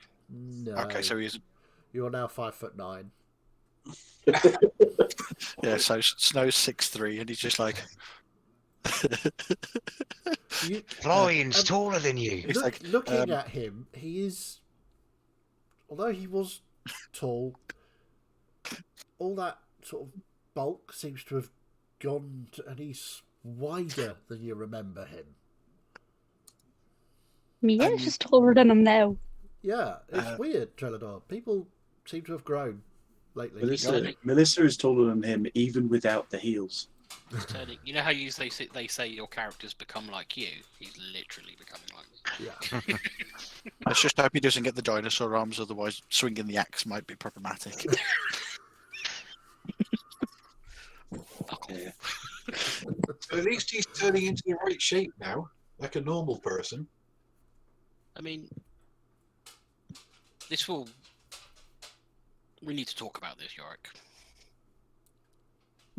This will go away, yes? If I shave this beard off, I go back to how I was? Somehow I don't think so. Did you start off tall? Yeah, actually, dwarves, when we're first born, reborn at like 7 feet. And the more we worship Reorcs, the shorter we get, actually, yeah. So the fact that I'm getting shorter is a sign of me growing in power. Yes, exactly. Okay. I'll live with that then. I mean, what you lack in height, you can make for in pentaprogression. Now, that's not very sporting, is it, Snow? It may not be sporting, but it's fucking funny. Getting away from this bar talk and how short or tall Chaladar is. Melissa or Yark, anyone who knows, but what if someone put on that necklace now with Locke still being alive? Was there any other effect on the necklace, Yarick? Yeah, Yeah, there was some. Didn't she say that it would take her home? Yeah. There was some sort of time travel enchantment on the necklace. Similar to the well? Would you describe it similar to the well? Not really. The well opens up a portal to another plane of existence. This is more of an enchantment to travel backwards in time. Without getting overly specific, which you would have to, make a better check to work out what it actually does. No, not like the well.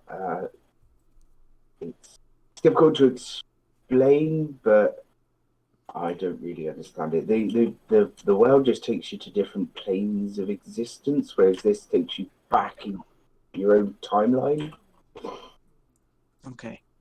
So it would likely take you back to either a point in your own time or possibly where Celeste left. I mean, I would hazard the guess that it was sent to her with that specific enchantment, that it would take her back to the point where she left. Yeah. But, though, would it take Locke back? He is not dead, and his soul will be traveling. It would take his soul back away from this point in time. Would the necklace work on an animal? Animals have souls as far as... This is getting... I know, but if the necklace goes back to where Celeste left, and we know where she left because basically she ended up where we were at the bar, roughly, running away from Locke. So if you put it on something which could travel quite far and unnoticed, like a bird, for instance, or something, and it took the soul back with the necklace and Locke back from where he is, he would no longer be in our time. Why would it take him back? I don't know. That's what I'm asking. If it does, is it not worth a shot? I suspect that this was meant to accomplish two things being sent to Celeste. One was to send her back to the time she came from, presumably back into his hands. Two, it sends Lork's soul, the shard of his soul here, back out of the purview of Fierna. But time is weird, and I'm trying to think. The danger of sending it back depends.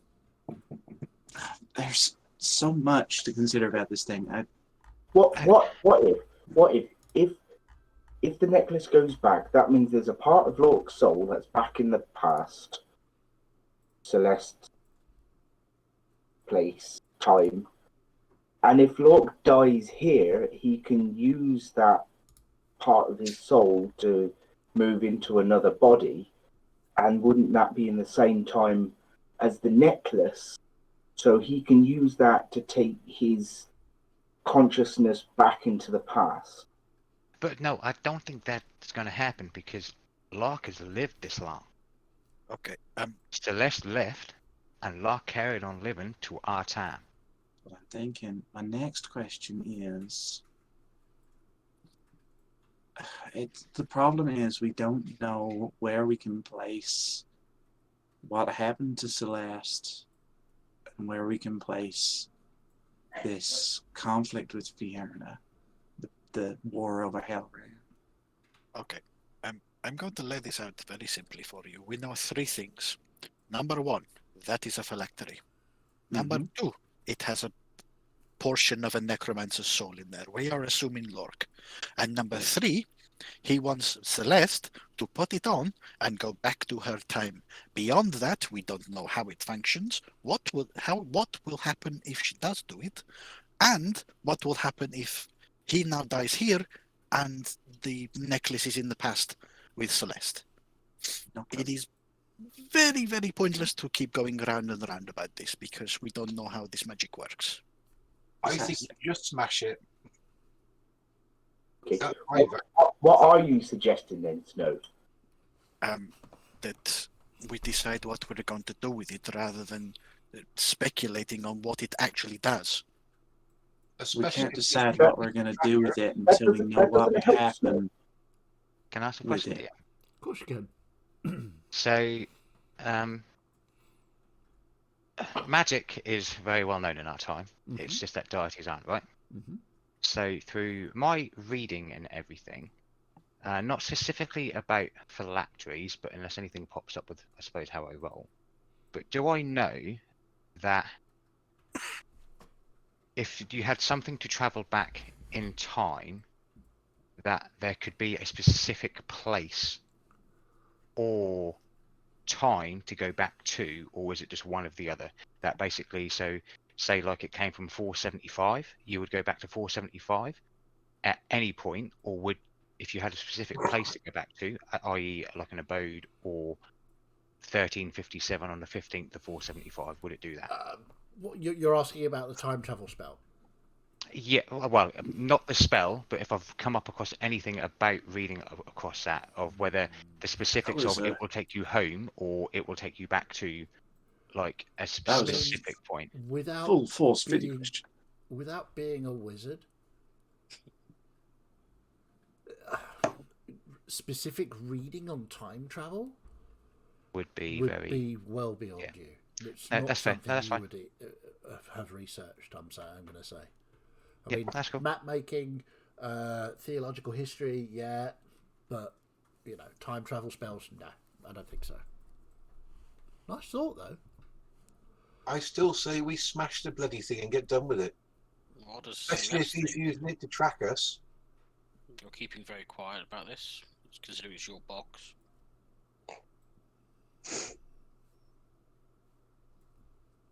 There's no response. Huh. I think we try and break it as well. That's my vote. I can try and do a bit more research into it. I could probably ask Riox a bit about it. But I think we're best if we just try and destroy it.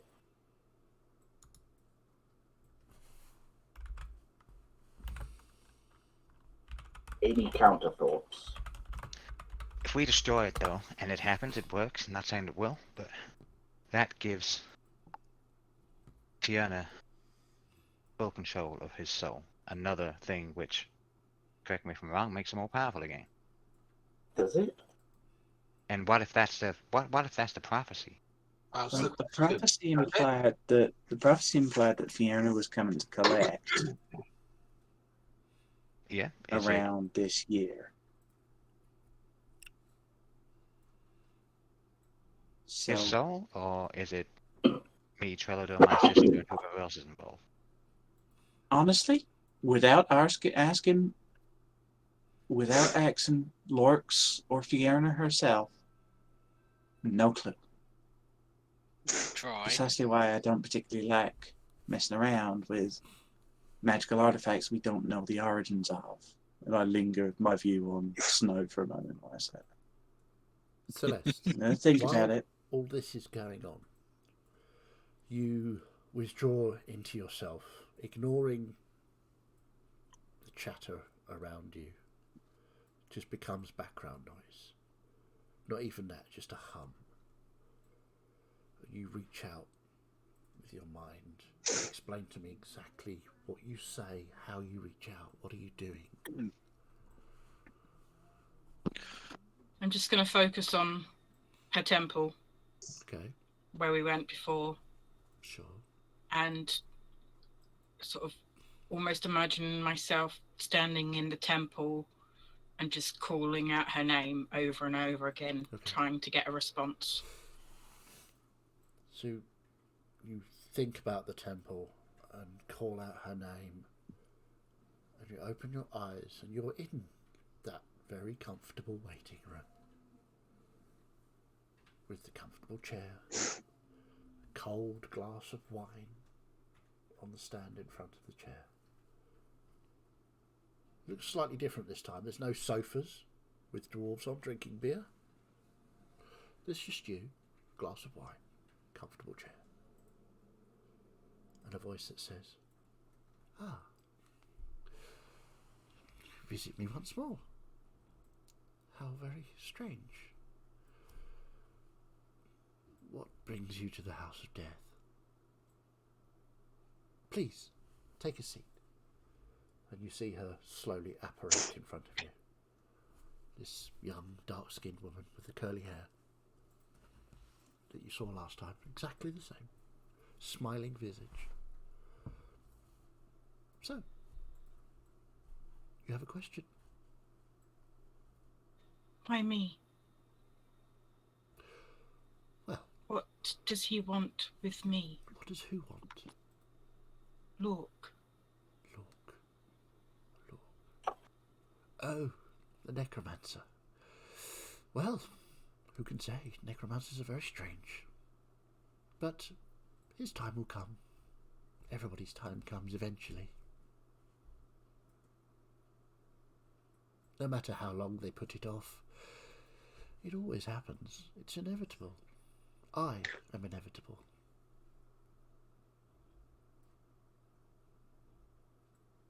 Perhaps it is a ploy to try and evade me a little bit longer by involving you out of your own time. Did he make a deal with you? Absolutely not. Nobody makes a deal with me. I am death. Death comes to everyone. I was there at the first spark of life. I'll be there at the last spark of life. In between, things are born, things die. Simple.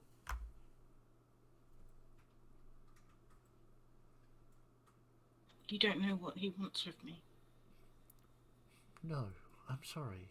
I know that you are out of your time, and you shouldn't be, which I suspect is his doing. You seem very upset, and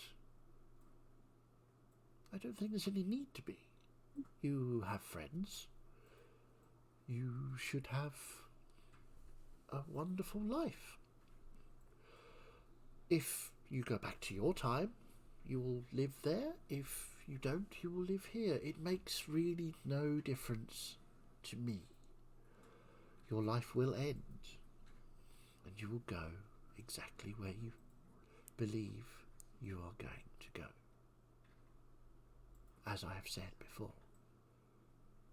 I cannot give you motivations for other beings, or even yourself. I just don't know. I don't deal with those sorts of things.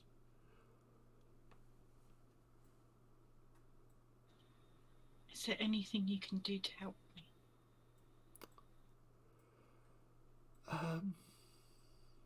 I mean, you could try reaching out to one of the other three that are still in the world, or even Balo. He's always fun. I've been trying to reach Anyala. Anyala's not in the world. Not for a very long time. Can I get him back? I don't... We've got Peladas I mean- back. Well, Peladas is here, yes. Everybody else is shut out. There is myself, because no power in ever will stop the power of death. Reorx is here because he hid in the deep places, and he plays with the dwarves and the dragons. It's, that's his thing. Peladas is here because he was shut and locked away for so long, and he went insane. Ardiak is here. I sent him in the dark places, but there is no one else. The others are all shut away as a result of the war. Balo is here and not here at the same time. Balo is a strange one. I don't see a timer for him. And she brings forth in her hand an old-fashioned sand-filled timer. See, everybody has one, and yet he does not. And it's gone again. So to answer your questions, I have given you all the help that I can give you. The others may be able to help you if you ask them. Although I would counsel against Ardiak unless you don't really seem like his type of person. You have to be truly desperate to reach out to Ardiak. He is troublesome. But there's no way of finding any of the rest. Not as far as I'm aware. Perhaps if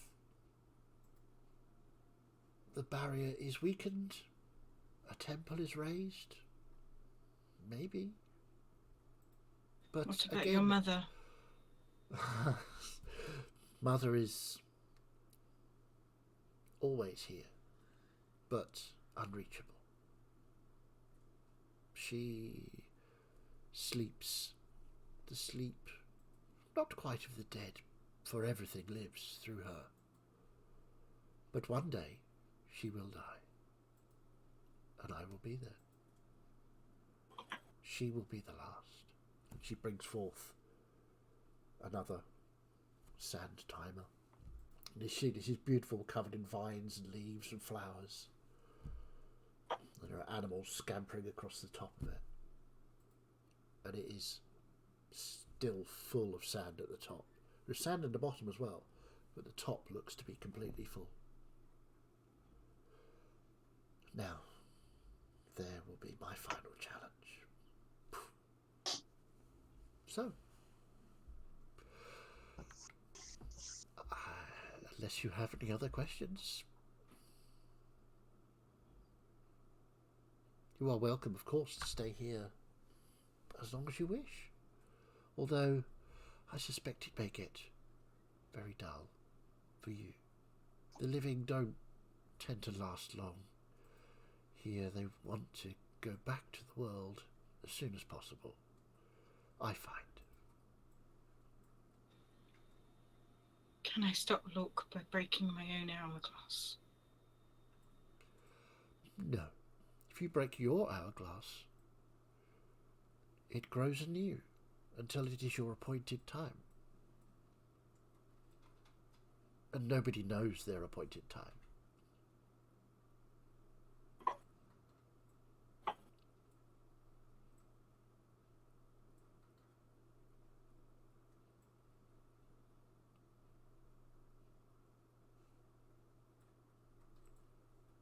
Thank you.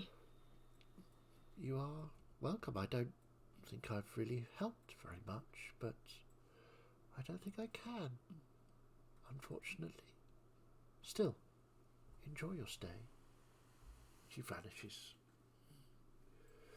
And the waiting room is the waiting room. The glass of wine is very cold and refreshing.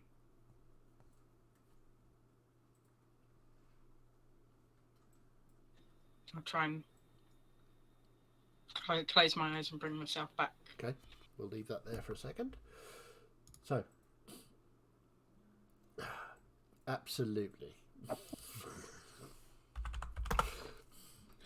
As you're all discussing, you who's got the highest passive perception here? Probably Snow. 17. Yeah, I know. You're not there. 17 as well. Okay, so Yorick, Snow, as you're sort of this conversation is going on, you notice that Celeste doesn't appear to be breathing currently. She's gone very pale. I'll rush over. Jesus, she stopped breathing. What is good? I didn't mean Jesus. Who's that? Real? She stopped breathing. I wouldn't worry too much. She said she was trying to reach out last night. To whom? Well, if she's taken my advice, I suspect she's trying to speak to Remora.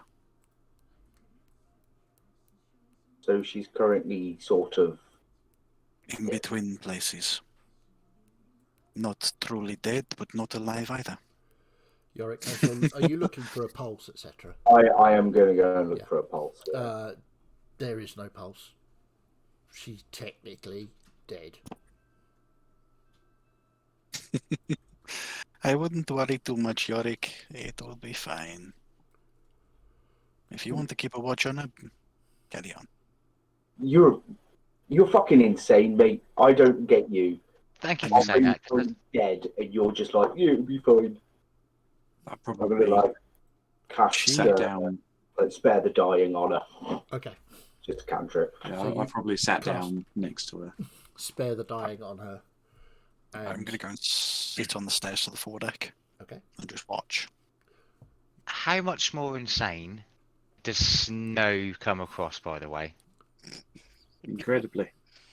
A lot. So, you cast Spare the Dying. You've cast this before on various people, and when you do, they are prevented from dying if you get there in time. You cast it, and Celeste's eyes flick open. She takes a huge breath. Celeste, you come to. It is horrifying. Your throat is closed. All of a sudden, you breathe this huge inrush of air. You sit up, awake, coughing, and your heart is racing. It's wow. It is one of the most terrifying things ever. Coming back to life. Oh my god. Are you alright? Celeste, you have 1 hit point. Okay.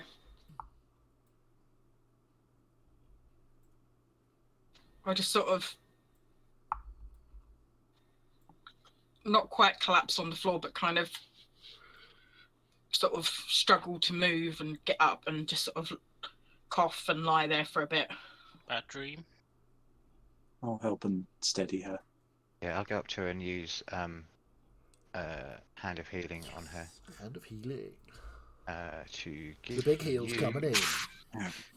I'm going to get up and just walk up the stairs onto the foredeck, literally onto the jut at the front, and just sit on it, chuckling as I walk away. Fair enough. Get max heals back, you get 9 points. Woof. Yay, double figures. Same as Florian. I mean, technically that's true. You've got double figures, Florian. So. Celeste, what the hell happened to you? Alright?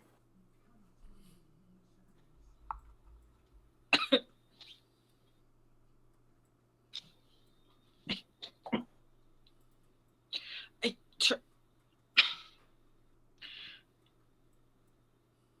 tried to speak to Remora. Don't let me try and Slowly, help. darling. I'm gonna go and cast Cure Wounds at 3rd level. Okay. I think this is a first. Yeah. All right, everybody, just calm. Wait for a moment while Yorick does a spell that heals. Okay? Don't want anybody to panic. It's 21 points. Ooh, lovely. Just do this more often. No. I'm now back to half health. Yeah, awesome.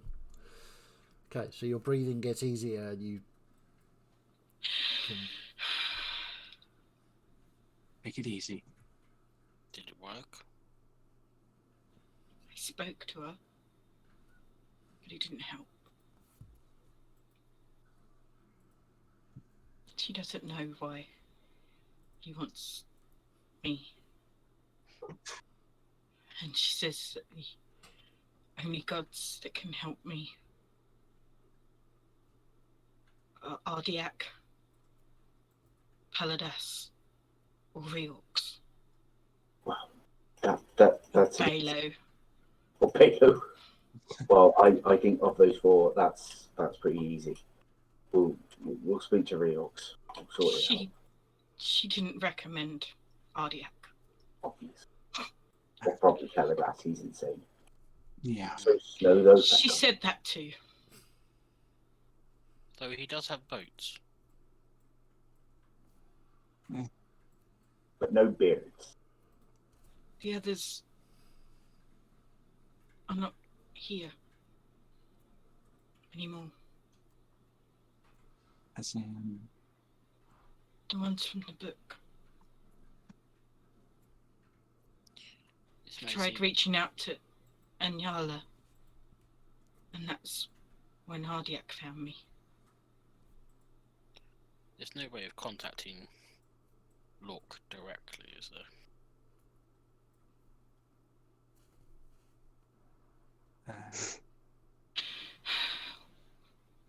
Well, if you got a sending spell, you could, I suppose. yeah. Well, he knows where we are. We might as well just, rather than fanning around with gods, why don't we just go straight to the source and ask him what he wants? I mean, did you see what he did to Derek, a hired blade that could have easily killed us last time we met with her? If there are any words, Melissa, what can words do? I don't know. So- Derek wasn't in a handy position. Was that a joke? Too soon, You man. pick. Too soon. You pick. I really liked her. Celeste. It was only words you said to Reorx that got him to transfer the mark that was on Florian's chest to yours. Words have more power than you could ever realize. Celeste. What deities were there from when you came from?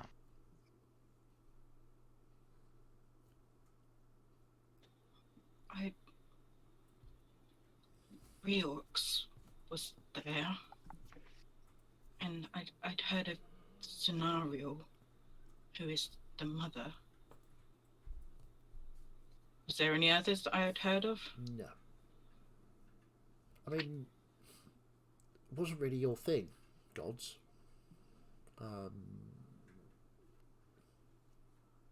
There were...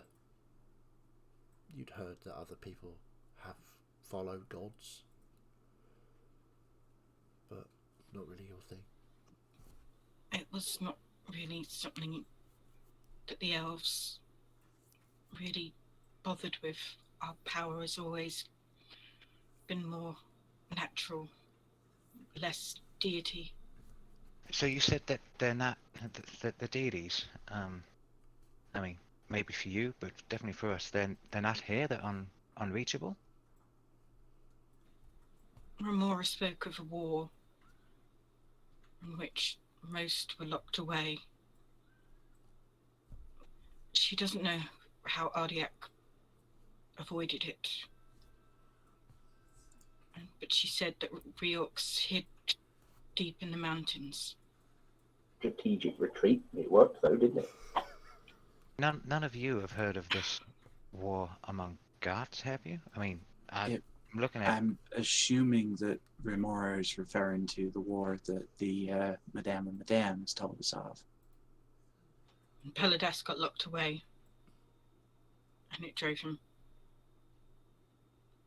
crazy. How long ago did the Madame say this happened? That's what I've been trying to remember. A long time ago. Miette, do you remember?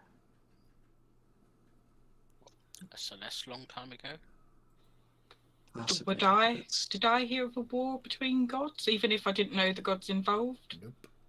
I have the sneaking suspicion that this war is between Celeste's time and now.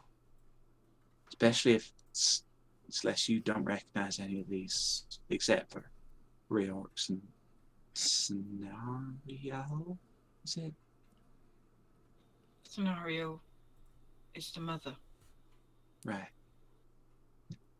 Okay, so, She was again. the first one here. And Remora says she'll be the last to go. Mixing pot, cauldron, big spoon, stirring it up, ideas and everything. Yeah. Who would the necklace take back?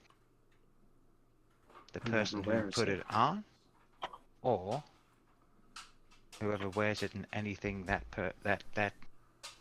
thing is connected to? We don't know. I could possibly spend some more time with it. It gave me quite the headache last time. I'm not looking forward to it, but if we do want to know more, I might be able to My find. instincts looking at this thing is to, as you've been suggesting, to destroy it. My only hang up is that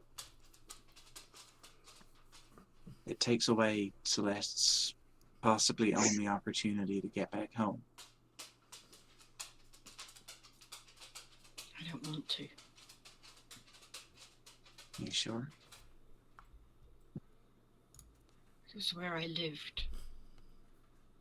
And my family was there, but it was never my home. Bring Celeste into a hug.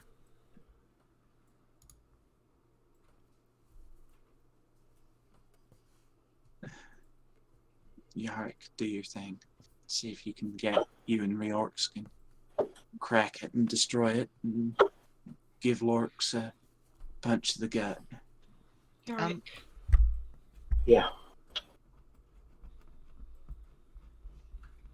will you help me try and speak to Reorx, please?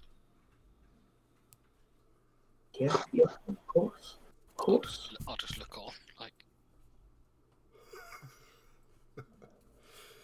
If Yeah. we can't destroy this, though,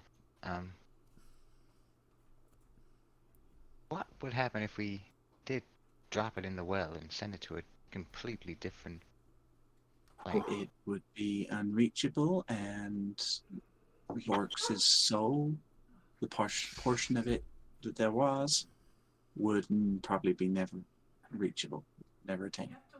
So, if we did that and he died, We possibly it would lock him out, but It could also keep him alive forever because nobody else would be able to access that portion of his soul.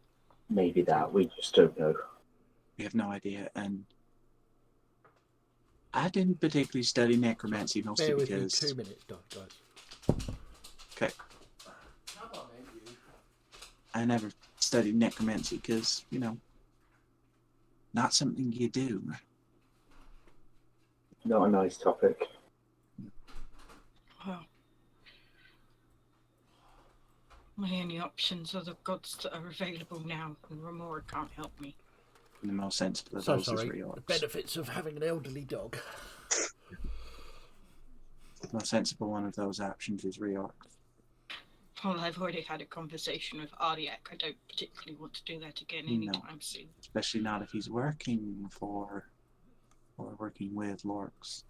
And when I tried to assist Snow, Kaladas was not a fan. What's the time we're on about now, Chaz, by the way? We've been travelling for some time. Yeah, with it's the... early afternoon. The day is pleasant. It's warm. The boat is making good progress along the river. You see, still on the left bank, there is still farmlands, and there are other boats, smaller boats, obviously the size of the normal trading boats that you see, passing you both ways. Actually, nobody's passing you going the same way as you. They're all passing the other side. If there are people going the same way as you, you haven't seen any but yeah, it's probably 2 o'clock in the afternoon. Yorick, I'll let you take this one then. You want to speak to the big man, but you may want to just warn Celeste that she may grow a beard. Celeste, just one more thing as well before you do this venture. I don't suppose Mariah said about any ways of getting any of the other deities back. Maybe you're still on a bit of balance. I asked if it was possible, but she didn't think it would be unless the veil was thin. I'm not quite sure, but she didn't sound like it was something easily done. What if we happen to stumble across another temple? She did say something about possibly if a temple was raised, but we need to be careful that we don't bring forth another like Ardiac. We don't want to unintentionally bring about gods like Tigral or even a Mash. Right. Celeste, sit down with me. Opposite. Cross your legs. Give me your hands. We'll put the necklace in between us. And just follow me. So, hold that thought. Whilst this has been occurring, Miette has wandered off into a corner. So, Miette, tell me, how are you reaching out? What's your plan?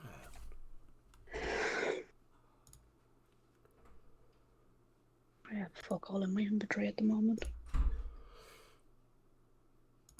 Sorry, I just want to... I should have done this ahead of time. Apologies. Okay, no worries. Oh, other possessions, that's it.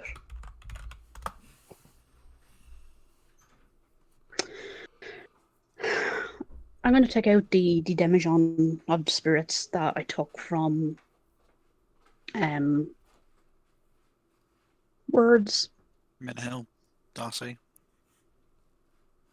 Chaos Realm. or was that the one from the That was the tiefling spirits. tiefling one? Yeah. Yeah. And I believe I swiped a couple of the cups as well. You did, yeah. So I'm going to put out... God help me. I'm going to put out 2 cups and fill them. You Say, speak someone Baylor. who knows about the Fae. Good. Yeah. It's like, Baylor, I would speak with you, if you will. Okay. So as you say that,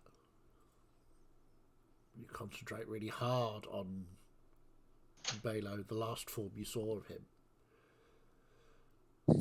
A voice says, "A drink? Fabulous." And you see he sits cross-legged opposite you. So, and he's got very feline features today, almost mirroring your own. I'm starting to get suspicious about that, but that's the talk for another day. Yet. And he lifts one of the glasses up. Ooh, nice drinkies. Cheers. And I'll lift mine up and cheers with him and promptly fail my constitution check, I assume. Well, don't worry about that for now. They both drink a drink. So, this is new. It's an interesting vehicle. Our latest gift from Pelidas to travel the waters. Oh, the loony. Yes, quite like him. He's entertaining, at least. I like Reork's that stupid beard. Anyway, you needed a chat. Always up for drinking a chat with one of my favourite people. Excellent. I will pour more drinks. How much was in that demijohn? How many servings?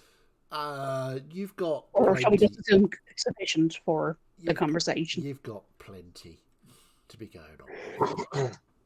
Mm. We met someone recently.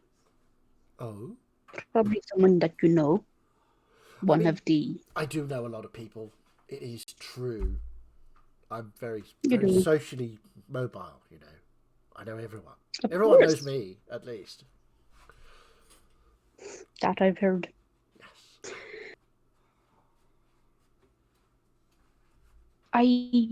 I believe I know now who is behind the fog that has been preying on my people. Who is it?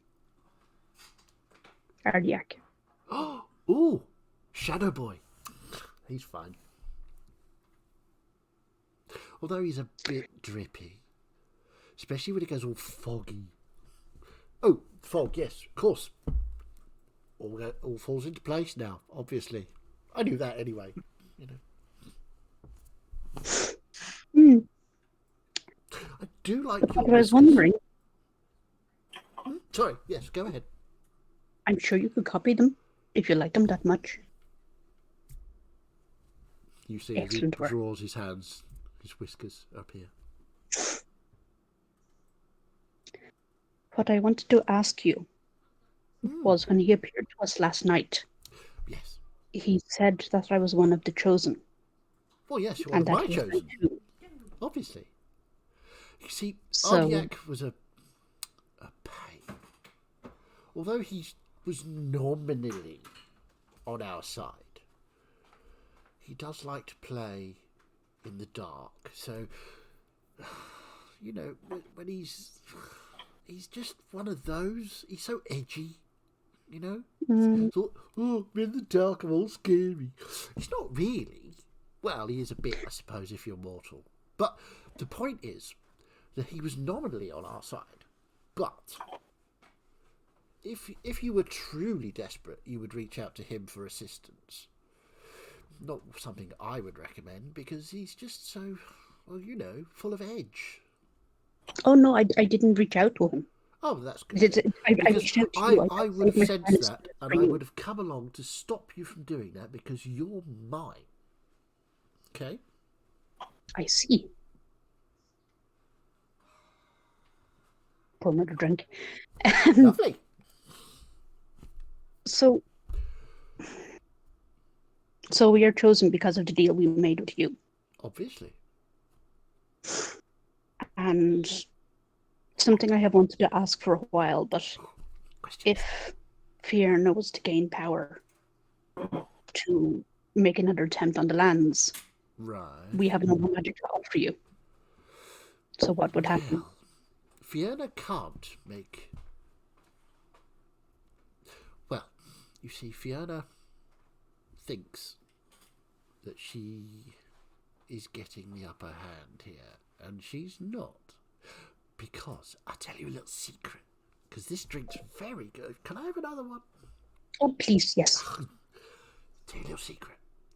You see, and he points over his shoulder at Celeste. See her? Hmm. If Fiona finds her, you see, Lork, you'll love this, it's really good. Lork, right? Well, what he was trying to do was back in the ages ago. It was a really long time ago, actually. Before the war, ages and ages ago. He was trying to put his soul into a phylactery and then give it to her. So that when he died in this year for Fiona's deal, he could hide back in time, consume her, and begin again. And cycle round and round and round, you see? So I thought that was really boring. Going round and round doing the same bloody thing over and over and over. So, what I did was arranged things, like I do. And arranged to send her here, you see. And because she's here, he's vulnerable. So Fiona gets him. But here's the good bit. Because she breaks that cycle of him going round and round and round and round, he just gives her his normal soul. And it's hilarious. Because she doesn't get any more power because she already has that soul in the past.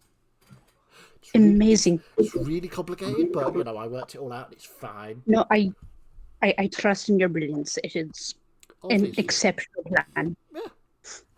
And so, the phylactery itself. No, you mustn't let her play with it. Because if she plays with it, then she'll go back in time and the whole thing will start over again. Celeste her or Fiona her? What's her name? Points at Celeste. That's Celeste. That one. Okay. So I don't like boats. That is good to know. I really don't. You don't like boats? No. I'm sorry. I will like make this sure I'm on one. land if I ever have to speak to you again. This is Paladas's boat, isn't it? It is. I'm sorry. I just Needs to need be a to different speak with colour. It is now bright orange. This boat, with a thick black stripe down the middle. That's very better. bold colour choice. Well, Very bold. everybody else sees the boat change colour. You can't see anything. Balo is not there physically to anyone else. Only Miette. You can see Miette chattering and drinking to herself. But Miette's had a stressful night. Could be any reason. Yeah, absolutely. So, We're probably more questioning Snow about it. that's... Yeah, so... Also, you juggled well, didn't you? You gave me the juggly balls. That was really I good. I did. liked that. It was very Thank good. you. I'm glad you liked it. I did. That's why you're one of my favourites, you see. Thank you. So is there anything else you would like or want at all? I mean, there's a lot of information. For free. There it is. Because I like you. Oh, for free. Because I like you. Oh. I could ask anything at all. Absolutely anything. I do like this drinking. Then I do need to ask, have you conjured daisies in your realm yet? I did. I put a carpet of them. The white ones with the little yellow centres. They're very pretty. Got quite a lot of them. Good. I'm glad you have. I like daisies. I've decided. And he sort of puffs one out of midair and gives it to you. There you go. I shall put it behind my ear. That's nice. Anyway. I think you were perhaps sufficiently displeased with the boat that any more questions will have to wait from their time. I mean, really? This is how you're living currently? Only when we have to. What happened to the caravan? The caravans were nice. I like the caravan's beautiful, but we would have been somewhat conspicuous being the only travelling caravan in the land. Oh, yeah, I should probably do something about that, right? I'll go and have a word with Ardiak. Okay, bye. Zoom, gone. I'm afraid of that response. So, whilst that is occurring, Yorick and Celeste sit down. And what are you doing? You're reaching out to Reorx, are you? Yes. Obviously, you don't know any of that that's just occurred. Of course. I'll be supervising. Are you? Oh, good. That'll go well then. So, we're reaching out to Reorcs. Tell me, how do you do this exactly? Right. I am going to, in the same way that I originally did with Trellador, try to reach out in the normal way, but take Celeste's my energy with me. Okay. Bring it into the conversation. Okay, make me a religion check, please. Certainly. 13. 13. You reach out. It's very difficult to drag. For some reason, with Trellador it was fairly easy. But Celeste seems to be, I don't know, heavier, spiritually difficult to move. And you reach out to Reorcs. And you can feel him. Again, you can feel his presence. He's like, "Oh, hi, Yorick. How you doing?" Hi. Just sort of look around. I was trying to bring Celeste with me. She wanted to talk to you. Oh, I don't see her. No, I was trying to... Trellador. Hi, Trellador. Trellador, you hear that? We need to have a chat, but not now. Business Oh no, I'm busy with the boy. So. Oh, yep, you know. Have you seen his beard's coming in nice? It's fantastic, isn't it? Shorter. I know. Well, we can't have tall dwarves, can we? Obviously not. No, Especially not. I mean, he's a bit elfy. Still. It's nice to see his ears rounding off a bit as well. That is nice, yes. Anyway, you wanted to talk? Yeah, I had some really important things. Oh, that was it. We found a factory. Oh, interesting. What's it make? No, that wasn't it. It's a little container with a bit of a soul in it. Oh, a phylactery. Yeah, Right. that one. And it's got a bit of a necromancer soul in. And Oh, well, tell you what you do with that. You find yourself somebody else and give it them. Can't we destroy it? I mean, depends. If it's a particularly strong necromancer, they'll have protected it with sort of, that sort of necromantic magic type things. I did get a bit of mental backlash when I identified it. Yeah, that'll do it. So, I suspect if you try and destroy it, the soul will then try to escape into the nearest unoccupied sort of body, or it will perhaps fight for possession of a nearby body. So, unless you've got somebody in mind, I would suggest not doing that. I mean, this Celeste, do you like her? She's alright, I suppose. Probably not then her, then, no? No, definitely not. She's been through enough. Don't. Would it be possible to get like a sacrificial animal and get it to go into the animal and slaughter it? See, then we're debating, do animals have souls? And then that's a tricky area. I mean, you're stepping on, Zanariel's toes there, and it's not really my sort of thing. Okay, so possibly get a really bad person and put it into them, and then too bad, because then you're infecting them with a necromantic soul, which means they're going to be fairly powerful and have access to necromantic magics. So that might be a bad idea as well. Okay. Do you know anybody kind of powerful and strange you could kind of give it to who would just sort of take it away and do something with it? Someone powerful and strange? Aye. Not me, obviously, I don't want it. No. I'm busy anyway. What about Balo?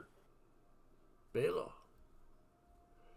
I mean, That's interesting. I mean, if you could find him, why not? That sort of thing he liked playing with. He's got all sorts of things. Toys, Because someone weird things. sort of insinuated that earlier, and I thought it was the worst idea because you don't know what's going to happen with it. I mean, you'll never know what he will actually do. He's very, I mean, unpredictable. Aye, but he did fight with us, so I'm kind of. Oh, did he? I'm kind of supposed to like him, but he's a bit. He's a bit unpredictable. You know when you really overheat the metal, Yeah. and you think it's going to go one way, and it goes completely the wrong way. He's like that. You know, if you try and hammer it one way, it will guarantee that it'll do the complete opposite, or something you were not expecting. He is. Just the best way I could describe it is absolute fucking chaos. That's kind of his domain. Yeah. I mean, you know, Peladas is like loopy, yeah? Yeah, but in a bad way. Yeah, he's I not think well. Halo's kind of chaos in a fun way. Well, up to a point. Then it gets a bit weird and scary. No, not scary. I'm not scared of anything, obviously. Relax. Oh, God. Oh. But, yeah, Peladas, poor fella's not well. But Baylor, I mean, if you give it him, if you could find him and give it him, that would potentially solve your problem. But, okay. I mean, the other one would be, no, don't give it to Ardiak. Well, you could actually. I don't know what he would do with it. Probably lick it. Weird boy. He's a weird one. Sits in the dark all the time. Don't like him. You might say he's a fogging nutter. Oh, that's why you're my favourite. You've got the best jokes. I mean, God laugh. You are absolutely the best at this sort of thing. Fantastic. So, anyway, right. Well, that's been helpful. Thank you. I appreciate that. Yeah, I didn't manage to bring Celeste, but with me. But she did want to have a word. Maybe I'll try again. What did she want? Was there a question or something? She didn't say. She just said she wanted to speak to you, and I thought that's a great idea. Get more of my friends to. Well, you see, the thing is that she's a bit too elf. If you know what I mean. Whereas Trelador's he's a kind of bit of a wishy-washy elf, if you know what I mean. Assuming I don't hear this. Yeah, you can hear all of it. Okay. He's a kind. Oh wait, hang on. I didn't turn him off, did I? I can hear all this. Yeah, I thought you might have done. Well, even the bit about you saying that Yorick was your favourite. I mean, he's my favourite for telling jokes. You're my champion. Yes, I am. Yes, you are. You've got an axe. Yes, I do. Yorick, he's special in other ways. See, once you're a dwarf, it'll be fine. No, this isn't going to happen. Oh, isn't it? Oh, okay. You'd prefer to be an elf with no power. I mean, we could do that if you want. That's not great. We need to have a chat on another point. This is more the thing is, if we do that, then no more axe, no more magic. That's it. Mm-hmm. All power from me. Zip. So up to you, really. I'll leave you to think on that. Yeah. And you can't hear him anymore. So shit, I forgot about the thing where you turn him off and turn him back on. Oh my god! I've just got hold music in my. Yeah, so embarrassing. Oh. Anyway, never let it be said that I don't care. So, if you find out what Celeste wanted, give me a shout back. But obviously, you are on your way to help with the exiles, yeah. Don't get me started. I keep trying to redirect us, but they keep fucking up in different other directions. Well, you need to go north of the Macabard Hills. That's where I've told everybody to go. So you need to come and take them and make sure that they get to safety. I need to get off the ship then, don't I? Aye. We're going in the... Okay. Well, you, I'll go Teledor, Gus, all of you, get those people to safety. Cat Right. upstream. Top priority. Right. All right, I'm on it, boss man. Good for you. Right, see you later. Bye.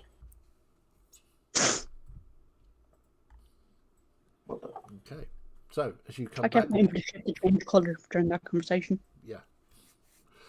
So you come back to consciousness, and Miette, you as well, and the ship is now orange with a large black stripe down the middle of it.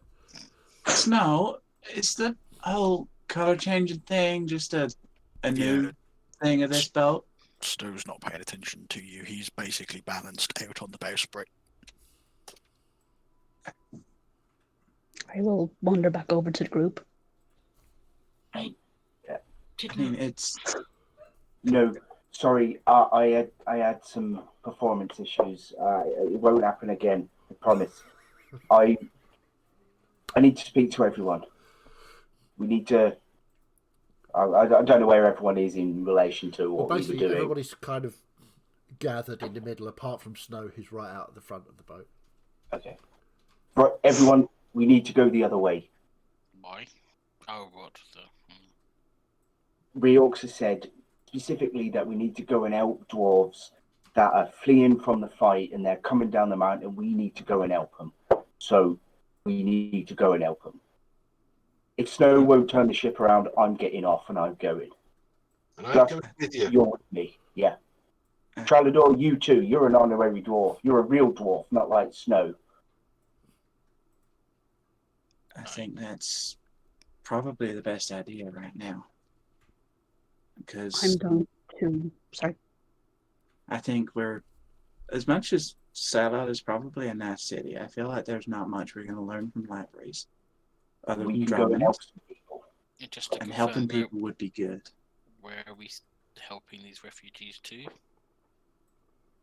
Somewhere. I don't know. We'll figure that out on the way. Woods, wouldn't it? He said to take him to the woods. He The said elves- to take them to the elves, yeah. Drummond. That Drummond. would take us to Drummond, where if we're going to learn anything from a library, it would be there. And helping people is a very good idea. Even better. Maybe Stay. Reox is wrong about this. I beg your pardon. He's never wrong. Did So you? I just kind of like slyly just look at Tralador's axe to see if anything happens to it. I was waiting for Thunderbolt from the sky, to be honest. Yeah, it's sort of... It's normally got a little glow about it. The glow just goes poof, disappears. It was a joke. Don't you ever say anything like that again. Right. The little glow just comes back on. Arm your beard. Snow, we might need you to. Yeah, make again, this- I'm up on the foredeck on the bowsprit. You're on the main deck. I'm not going to hear you. Someone go and tell Snow. I'll run up to Snow then and tell him. So up on the foredeck, on the bowsprit. You don't monk shit. You can get out there, not a problem. Snow, decision needs to be made, and mainly down to where the boat's going, and obviously you're in charge of that. So Oh, I thought they was insane. I never said that. So I think you did, and you implied it with the rest of them. So, I mean, are you sure that I'm going to be able to control it if I'm insane? Or are you going to insult me and my god again? did I say you're insane? I can't. So where are we going now, and what hairbrained shit are we going to get into? Apparently help the dwarves out from the mountains and help the refugees escape. Okay, so Snow's going to sort of vault over Florian into the rigging and slide across to the top, and he basically is going to end up in front of the ferryman. Okay. Ha! That That was good. Do that again. We need to turn it around. To Warren. The ship. We're going back the other way, and we're going towards the mountains. If it's north of the Macabar Hills, then going north of Silent would be better. He spins the wheel. Because the quicker way would be to go up, skirt the midwoods, and then we skirt the bottom of the mountains. If we go up past Silart, we're going to end up having to go to Drummond and then straight across, which is going to take longer. If we skirt the mountain, we'll pick up refugees. Okay. So he spins the wheel. The ship leans dangerously near to the water. Everybody sort of has to grab onto something as it literally spins on its axis. And you just hear this cackle from Snow and the ferryman. Rights itself. Suddenly a wolf appears on the deck. With a necklace on. No. Ridiculous. That way! And that Right you are. is where we're going to leave it for tonight. Because we have overrun it. It's 10:30. But thank you all very much for playing. That was a really good evening. Thank you. That was really cool. That was really good fun. I got to play lots of silly people. So I'm happy. Always happy. I like it was some interesting. Frustrate is a relative term. I got some great answers. Yeah. Probably. You had a peculiarly sensible chat with someone. Yeah. That was weird. But, Suspicious. It happens. Well, when you come up with a cunning plan and you've no one to tell it about, and then someone finally asks about it, it's kind of like, let me tell you everything. I have a planning plan. Balo's got lots of plans on the go. So sometimes he forgets about them, sometimes he remembers, sometimes he wants to tell people, sometimes he wants to keep them secret. So, he's very complicated. If you find yourself just like with such a complex situation that you consider talking to the evil voice in your head? Because I was sitting there considering that for a bit. Well, you could have done. But that'll be for next time. I mean, that would have been fun. That would have been very fun. Very scary. Yeah. I'm only sorry we didn't get enough time to do it. Sorry, I'm losing my voice now, all these different silly voices. So I have so many questions. Well, then we will go round and you can ask some. How's that sound? I know I'm not going to get any answers. Well, you might do. You never know. So, bit of housekeeping first. We will be having a little break. So it'll be a while till we get to the next episode. So if you want to ask questions now, we'll keep the stream on so that the questions get asked on stream and we can refer back to it whenever we like. Okay? So, who wants to go first, or shall I just randomly pick? Hang on, 3, 6, 8. I'm going to roll You've got a randomizer for that. I put my dice away. Okay. If only there was some way to randomly pick a number. 5. Yet. Oh, settle in. Cheers, that's really encouraging. I'm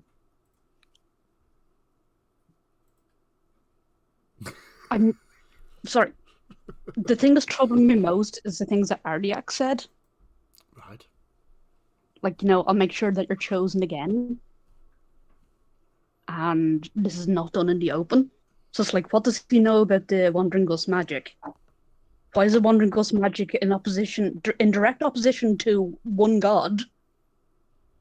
And what does Balo know? What can I find out about it? Well, it's just arrogant. I mean, maybe some sort of deal I'm not asking. with Balo would get you more answers than you currently have. You see, I'm contemplating that, but also gotta make sure the price is high enough. I mean, What's the level in Warlock? yeah, exactly. Yeah, I mean, Ardiak said what he said. I can't really expand on that at the moment. But there are reasons for what he said. There are reasons for what Balo said and what he didn't say. Because you didn't ask him about stuff. But Well, I figured I could only push so far. yeah. But if you, Um, the same reason, if you don't ask, you don't get. Yeah. And then I keep forgetting how much of the conversation with the Madames was had with the whole group and how much he had with me. Yeah, there was.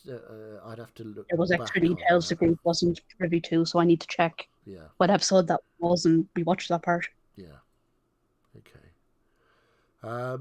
Yeah. I honestly can't answer that without, giving big Yeah, broad no, drops fair. in the question outside the game, which I don't think is. No, this is just me actually being very confused and very concerned. Yeah, that's fair. That's absolutely fair. Okay, all done for now. For now.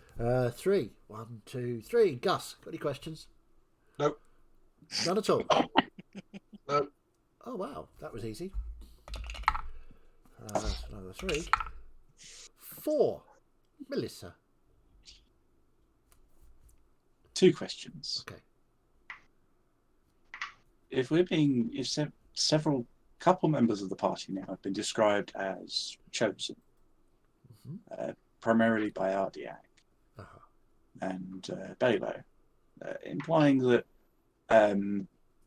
Miette is a chosen of Balo, and that could be extrapolated to say that perhaps Gus, Yorick, and Trelador are chosen of Reorcs, and Snow is chosen of Peladas.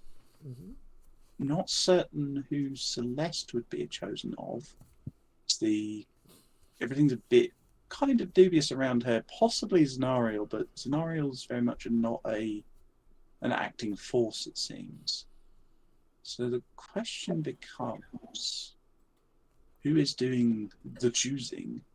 Because there's only 6, it seems, major figures of power that are currently active, and one of those has very much washed her hands clean of it and saying, no, I don't do that, which is Remora. Well, you're chosen as well. You're chosen of Fiona. I'm very aware of that. So is there more to that? It's like which god is tied the most to Celeste? I mean, maybe we've got to find her god's temple and raise it. Oh, Balo said something about Celeste and Fiona, so maybe she's also a Fiona chosen.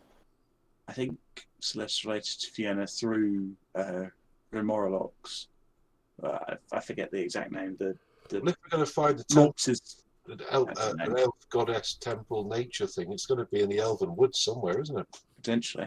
Well, just going to suggest it out there as well that Celeste could also now be touched by chaos, since it was Balo who got her into this timeline.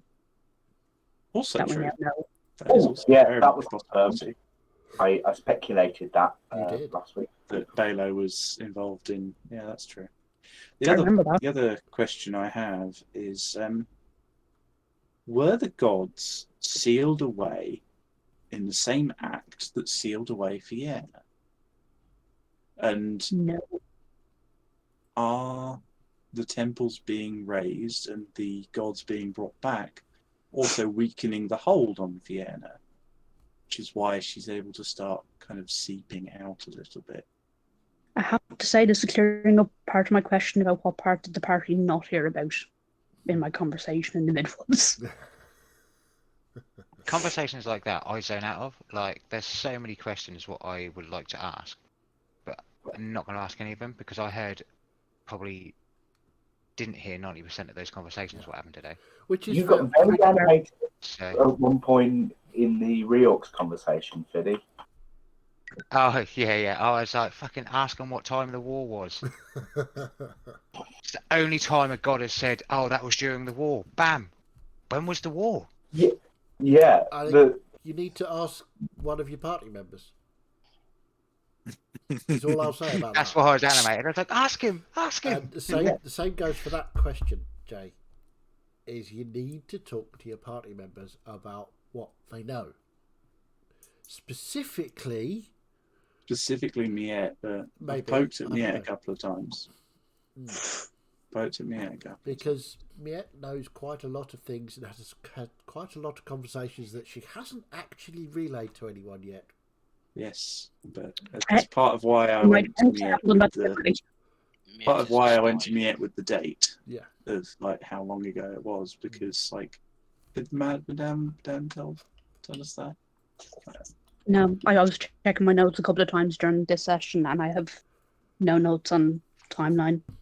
No, I mean, Partially because I don't want to ask because of the implications of what it means for the Madame and Madames. yes, indeed. Critic. So, that's the two questions from Melissa. Celeste, what you got? What? I mean, wow, that's a big question. Bit vague. Yeah, you need to narrow that down for me a little bit. The stuff that Baylor said about It's Baylo, not Baylor. Baylo. That's a different person, different Sorry. god in a different universe. things that Baylor said about Vienna and Lork and the deal, I got very confused. Okay, I'll run it through for you. Lork made a deal with Fiona for power, offered her his soul in return. Okay, the deal ends this year. She gets to claim his soul for her own. That's it. That's the deal. He, according to Balo, is trying to get out of this by using a phylactery, attaching it to you, which will then send you back to your time and infect you with his soul. You will then become Lork, who will then live his life for power again until this year today. Where he'll do it all over again Where with he will somebody try else. and do it all over again with someone else. Or maybe he's already done it. Very probable. But you don't know about that, if that's true or if that's not true, or you don't know any of that. Balo told Miette that. So that's the essence of the deal for the players. But you don't know that yet. So there's the what of that. Anything else? I still want to know why Celeste is the one that's so important to him. Couldn't he just do it with anybody? There has to be a reason why she's specifically been chosen. I mean, you'd think so, yeah. Or maybe she's just the latest in a long Probably. line of spouses. I mean, they're probably... I mean, you, in your elven history, would know that the house that Lork is from is a very ancient elven house, as is yours. And... yeah, there is more to that lore if you choose to investigate it. You haven't so far. Okay. Cool. Anything else? I'll save that one for Fiddy. Okay, who have we not done yet? Number 7. 1, 2, 3, 4, 5, 6, 7. Trelador. Yes, you are shrinking. Yes, you have a big beard. Yeah, I'm accepting that. There's two things I noticed. One thing I did notice that with the Balo conversation is that he didn't know Celeste's name until Miette gave it to Balo, and we all, which struck me as a bit, oh shit, because we all know how he needs names. And the second point was, I really don't want to go to Drummond, and I really don't want to go to Drummond as a dwarf. You have no control over this. It is happening. I mean, Yeah, but I think what Trevor was saying is he just wants to delay it until the process is a little more advanced, and then he Yeah, can't be recognised anymore. I either want to be an elf and fit in, or I want to be a dwarf and have lots of power. This sort of puberty stage is not. Yeah. Well, you could always, start worshipping a bit more vehemently, and it might accelerate the process. Yeah, yeah, I think a I've few got to more pick. 4 orcs, and It's who knows where it's all going to lead. kind of forced me into, pick a lane and stay in it. Well, up to you. You can change. the trial period is coming to a close, and I need to get my credit card details. Yes, you do. It automatically starts charging you at the end of the trial period. You have to cancel. Okay. Or shave. Yeah. Okay, that's me. Okay, so who we got left? Let's have a look. Number 6, that will be Snur. I haven't really got any questions, to be honest. Okay, you got a new boat, you got a new mad friend. It's all good. Yep. Awesome. So we've just got 2 left, haven't we? 1, 2. Here we go, Florian. What you got? Yeah, a few things out of game, of which has obviously been confirmed and kind of laid out for us, obviously to understand. So it'll be good to see the journey of Florian finding out why he is important, why that him and his sister have been chosen to essentially release Fiona. Is from what I'm getting from it so far. The Celeste bit and everything else bits isn't really part of that. It's just another deal that somebody's made with her, essentially. So any questions I ask would literally be unanswerable. So there's no point. There'd be questions what I'd have to ask in game, I suppose. Yeah. Oh, but not even speculate now. That's too hard. Yeah, I mean, Well- you can well, ask them. Well, no, because If it's something that you already know in game, I'll tell you. well, I don't, because none of those conversations we've heard, because they've been with gods, with people who other people can't see. That's true. So, like, I until that happens, they've been confirmed for you because you've heard them, but I've heard them. But as far as Florian's aware, he's like everything's still connected. But essentially, it's not. They're just connected by deities making different deals. They're not the same deal. Yep.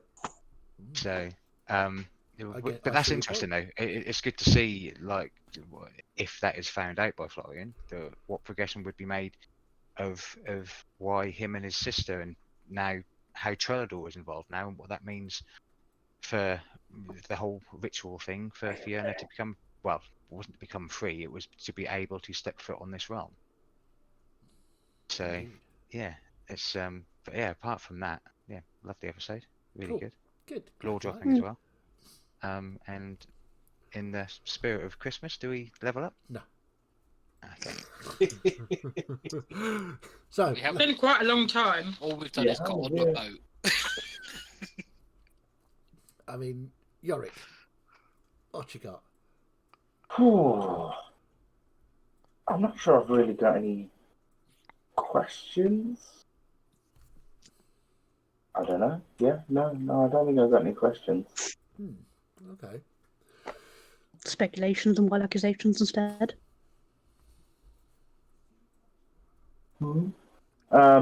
Yeah, I think the Peladas insanity is infectious. That's my Seems that way, doesn't speculation. it? I mean, it could be. Let's see how long it takes for you all to go insane. Right, just seems to be the one that worships him. So Yeah, true. So far. Yeah, interesting. I think I mean, Florian is a the bit upset. book's on a funny colour, and we've all seen that, so I'm not sure about all of us. I think Florian was a bit upset where Snow was like, you said, oh, my God was insane. And I don't think Florian said anything of the kind. Florian didn't have any conversation with gods or anything. I was like, no, not me. yeah, and I wish I was there during that conversation because I did call him insane. Yeah.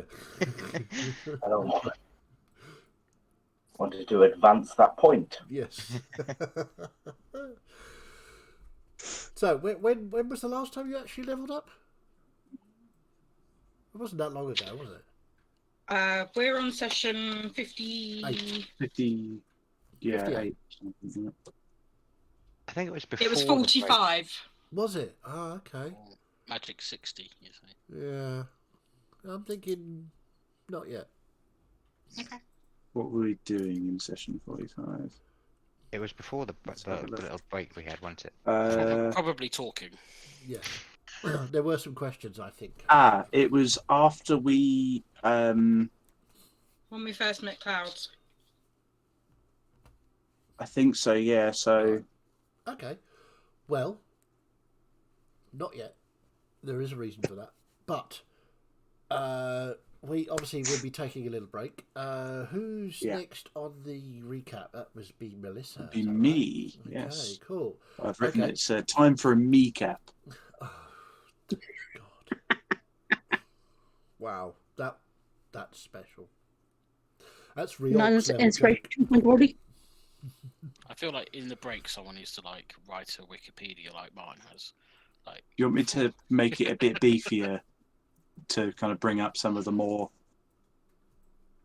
extra things, seems we're taking along? If you want Tracks to, break. yeah. I'm If you happy want to, I mean, because I can collaborate because obviously we live quite close. Melissa has many thoughts. I mean, if you want to, Jay, I can help collaborate and spin it out a bit if you want to give you Yeah. some major plot point type reminders. Not a problem. The same goes for anyone when they're doing a recap. If you need me to expand on things or give you assistance in any way. we might need a last year on D&D. Last year on Damage Does D&D. Loads of shit happened. Let's get on with it. That'd be my recap. So, speaking of, we are indeed taking a break. We will be back on the somethings of January. Third. 3rd? Yeah, 3rd of January. So, have a wonderful Christmas, whatever it is you celebrate. You know, summon the Satanic Majesty, do your thing. We play D&D. We're obviously Satanists. Duh. So, I'm sorry if no, I'm not sorry at all. I'm not going to be sorry about offending people because that's kind of what we do. So, thank you all very much for playing. You were all wonderful this evening. Hopefully everybody enjoyed. There was lots of interesting lore points. There were some silly voices. And yeah, it was all really good fun for Silly me. voices Anyway. are always Interesting lork points. Oh, some Lork points were dropped. Nice. See, that's why you're Riox's favourite. So, yeah, we will see you after our little break. I hope you enjoy the holidays. Have a wonderful time. And yeah, we'll see you on the 3rd of January. Bye-bye.